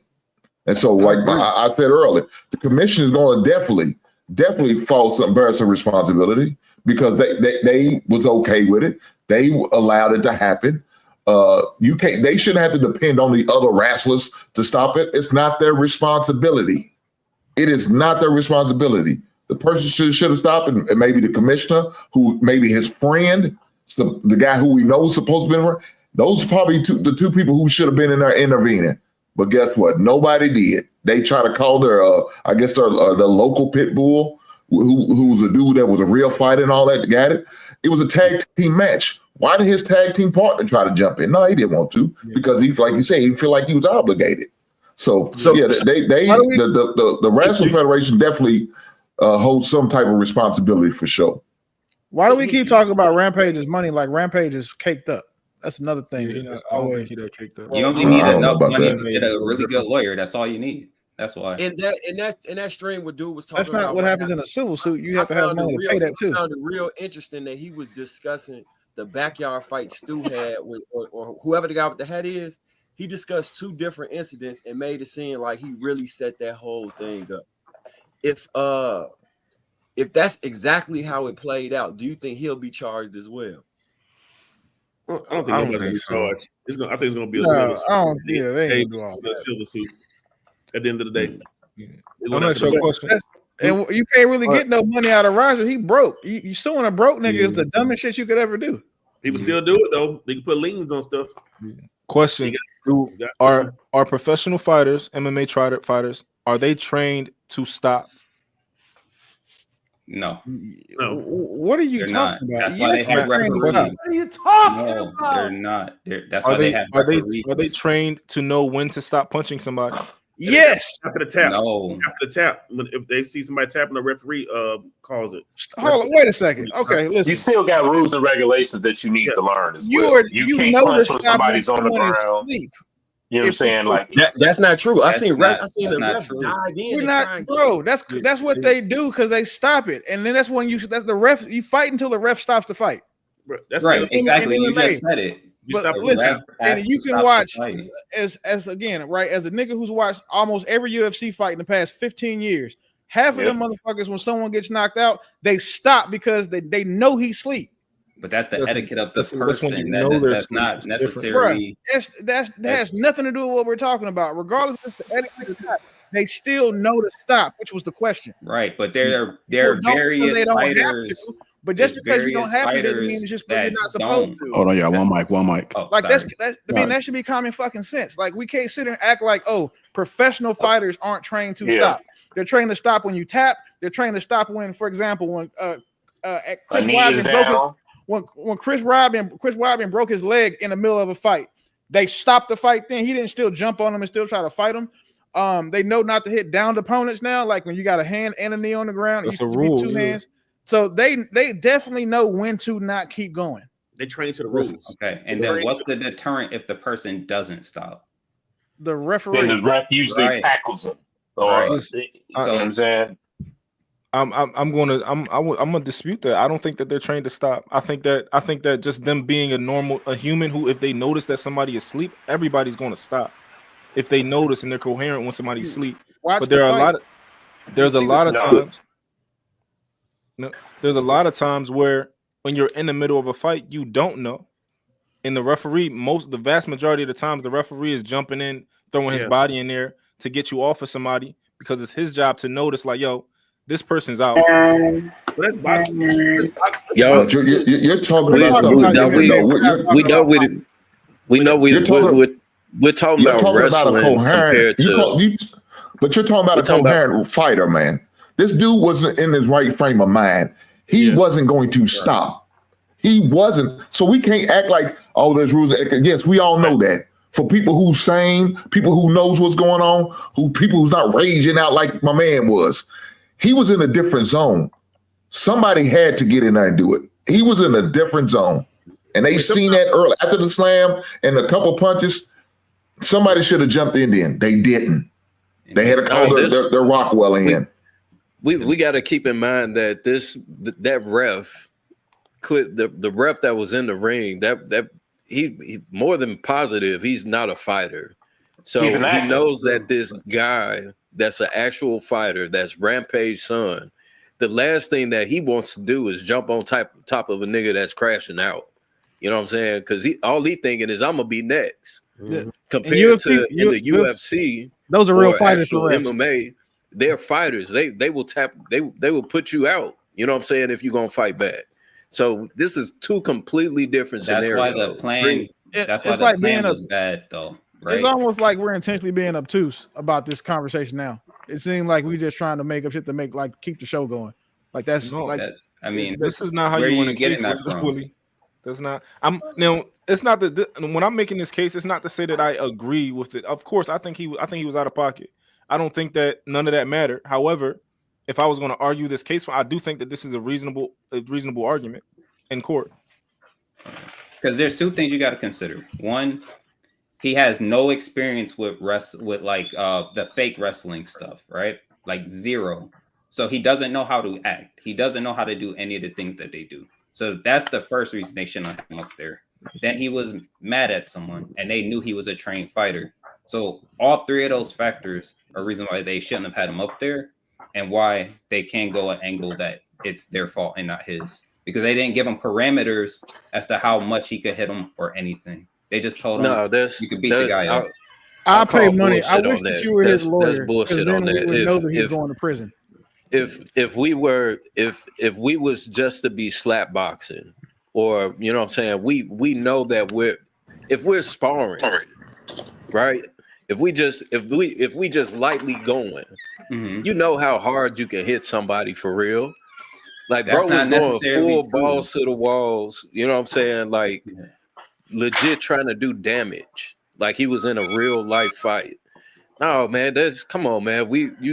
That sound crazy as hell saying, oh, he didn't know how far to go or not.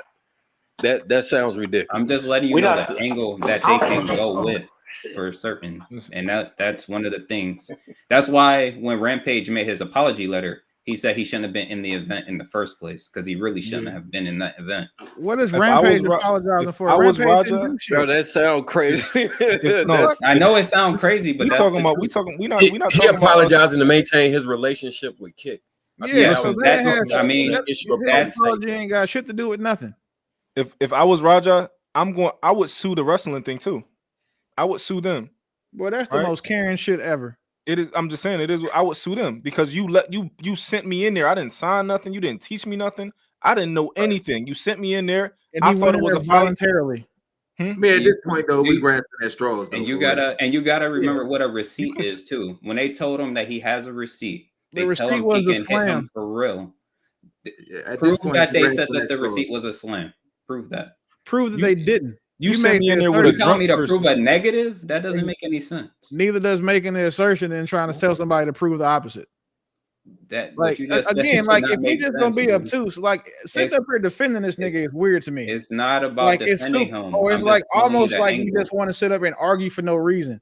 Because like we grasping at straws now. Like again, of the people on the panel, who's watched more than 5 UFC fights in their life? I mean, a lot of people. Cool. All right, thank you. So, right of those people who watch more than 5 UFC fights, how many of y'all have ever trained MMA? Exactly. Did you train? Everybody's a fucking spectator for the most part. So all these opinions you guys have sound cool and it sounds good, but again, if you niggas were public defenders, that nigga's going to jail. So the question, I personally don't think he's going to jail. No, I don't think he's going to jail either. Specific. But my point is that if they went to court trying to argue this shit, because he's clearly been charged criminally, right? And these are the arguments they're making, that nigga's going to jail. So here's the thing, Willie. You may have all of that expertise, but the jury won't have that expertise. So it's null and void. They would be in the same position as everybody who hasn't trained. They would be left to the discretion of whatever argument was presented. 100% agree with you. The thing though, right, is a reasonable and prudent person, meaning the average person of regular cognitive abilities, can see that he beat the shit out that man and he shouldn't have. Right, the average person sitting there. A prosecutor can charge whatever they want to charge, and the defense can argue whatever defense they want to. But when you have what they call the totality of the circumstances, right? Meaning all of the conversations that happened before, him getting hit with the can, the guy telling him that he could get his lick back, right? Him getting tapped on the shoulder, the streaming. And when you look at the totality of the circumstances, the average person is coming to the conclusion, yeah, he fucked that up. I agree with you. However, I still think it's a valid argument. I think it's real dope just trying to beat the case. I'm just thinking about beating the case. I'm with y'all though. I think he. I'm just. That's how I think. I'm trying to beat the case. How many years y'all would give him if y'all was sentencing on this? Is this in Cali? None. I'm not giving him any years. No jail time. That's gonna be a financial issue. Civil suit. Yep. No, I don't think I'm gonna give him time, but he's done fighting.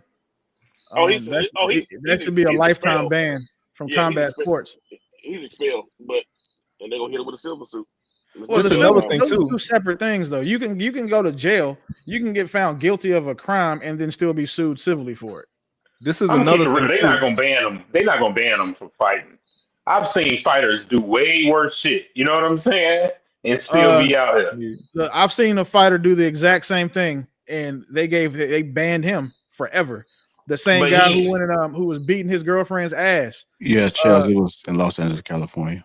Oh, he's definitely going to. Oh, he's cooked. He's in California.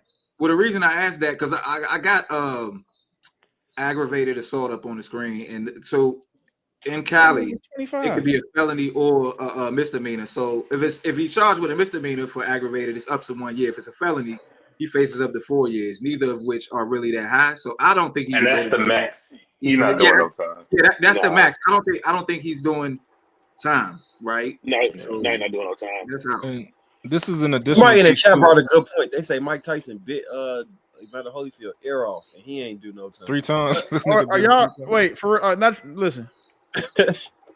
In white, bro. I'm just gonna talk to the nigga in the chat to make that point. Are we really gonna compare Mike Tyson biting the nigga ear off and everything that nigga lost after that fact to what this nigga just did? I mean, Like, it is assault. I feel like y'all just like being. I feel again, y'all just being obtuse at this point. So I'm not even gonna respond to this shit no more. Okay. Dude, again, I don't think he's going to jail. But if you niggas were his lawyer, he's definitely going to jail. Look, Yeah, my point is, this is another thing. Lock his ass up. My point is, he's not going to jail because, granted, this was some fighter shit, right? Granted, he was a wrestler, but he's a fighter. The shit got out of hand. He gonna be reprimanded for that, and that's gonna be pretty much in a civil suit. You know what I'm saying? The shit got out of hand. Whether he was planned, whether he flew off the handle and went too hard, you know what I'm saying, Joe? Like I think that shit gonna be chopped up to, combat sports and it going overboard. You know what I'm saying? It ain't like he got into a fight in the street with somebody and did it. You know what I'm saying? Exactly. It was still within the parameters of that in a ring. square circle. You know what I'm saying? So it got out of hand. Was it wrong? Shells, look, Absolutely. and Shells, look, this is an added bit. Like we all drunk, and y'all got us in here. We all drunk. Yeah. He drunk. Roger might have been drunk. What I would do, I would claim I was drunk. I wouldn't take no drug test. I would just be like, yeah, I was drunk that day too. We was all drinking. They gave me liquor. We was and he all told me what drinking. it was. Go in there, and I just flew off the handle under the lights. My head still wasn't right from this fucking concussion. You know what I'm saying? I don't know what happened. I'm apologetic. I snapped. Y'all saw how emotional I was after the fact. I don't know what's going on. You know what I'm saying? So, They gonna send his ass to a goddamn anger management class, all kind of shit. Yeah. Community Well, service. one thing I think you do have to account for is the extent of the victim's injuries, though. The same way everything that y'all saying comes into play, the extent of dudes' injuries are going to come into play. When you got a broken orbital bone and you done lost 28 out of 32 teeth and you choking on your blood, it's going to be difficult for a prosecutor to not charge something. Just show the video in court, bro. Just show the video. Once they see the video, that jury of 12 is going to be like, damn, well, okay, we got to get this nigga something. Like, we can't let him go home. Then they go show a video of him getting punched in the face in his lost MMA fight. Yeah, y'all discounting the job of his lawyer. Like he might as well not even get a lawyer. Well, I'm from experience dealing with lawyers. Lawyers don't go in there and make ridiculous arguments because that shit is on the record forever. Like, they're not going to go in there and make the argument. Well, he didn't know that he was just like, that's just not an argument that I would think a lawyer who is a professional law person would want to go in there and make publicly because he's going to sound retarded. Like, a lot of attorneys are very particular about their things. Like, I've heard attorneys make bad arguments. Yeah, in real life court or on TV. The best argument that his lawyer would have would be something along the lines of the concussion played a role and he was emotionally disturbed based on everything that happened before that. Anything else is gonna fall flat. You're gonna have the biggest thing they're gonna have to prove is intent. If they can prove intent will cook them. But if they can't prove intent, you can definitely prove intent. You can't unintentionally punch a man 20 sometimes and break his face. You can prove intent by I'm going to do this. It's not going to be scripted. I'm gonna knock him out. How many subs? for me to knock him out, put a W in the chat. You can prove intent there. Okay, well, the intent's Can in the you video. prove that the stream wasn't a part of the quote unquote act though? right. Yeah, because if you watch wrestling, That's what I said. They said all that stuff in wrestling matches. They had broken bones and all this kind of stuff, and then they were just acting. All right. Yeah, but you're talking about other wrestlers. He's not a wrestler. He's no part of that world. So you got to take that into play. You're not wrong. It's just they put him a part of it at that point. Yeah, that's the but problem. they became part of that world when they said go in there, we gonna give you a spot. You know what I'm saying? They made him one. They made him one when they added him to the show. All right. Whose job is it to protect fighters or wrestlers, whatever? Whose job was it? The promotion. Okay. Yeah, the company. That's what I'm taking the smoke to. Yeah, who called the shots that can say, all right, yeah, we're gonna let you go in here tonight? That's The Vince McMahon, Vince McMahon of the promotion. right? That's what I'm saying. Remember, in the videos that we've seen, like in any of this, who was that guy? Right? Because you're gonna bear some responsibility on it too. And we got to remember when he was talking to him, it's not like he said, yeah, go in there, get a little. He told him, he was pretty much telling him like, yo, go in there and get your shit off. He was encouraged to do that. Okay. So y'all encourage an unhinged man. No, man was unhinged off the rip. We ain't encourage nobody. No, I'm just saying. My point is, No. I'm saying what I'm talking about who so he encouraged ain't him going to jail. was the company and his buddy. Encourage an unhinged. I said it earlier. They both bear some responsibility. When the chat don't bear no responsibility. He shouldn't have been doing that. He shouldn't have been in the chat. He shouldn't have been streaming. Truth be told, that's what he should be doing at all. To be I'm honest, saying that what's influencing him. You know what I'm saying? Was that damn chat, and he's apparently impressionable. You did. That chat influenced a weak-minded man. Yep, that's what I said. Yeah, that's exactly what it is. He let the chat went to his father's stream and started having him talk about it, and he called him. You know what I'm saying? Talking crazy. Listen, sad to say, the boy gonna need to go to some therapy. I'll tell you that much. Man. Yeah, he should have been in therapy. You want me to? Yeah. Oh, that's fine. The Sculling Up podcast, the guy that broke it up, tells his side of the story. Roger was definitely set up, but also shouldn't be a streamer. He's mentally weak. You showed that. I did. Yeah, that's what you showed. Oh, okay. Yeah.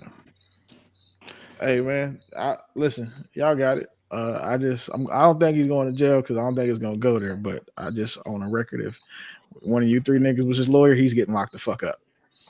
I got him. Well, hey, look here. I give you credit. I give you credit. You don't only cake for the women, boy. You caking for the man today, boy. I'm proud of you. At least you're an unbiased caker. Absolutely. All right. No picking and choosing. Yeah, let me go ahead and close this out. I want to thank y'all for tuning in tonight, man. Going live tomorrow. See y'all tomorrow. Hit that like button on your way out. Thank you, guys.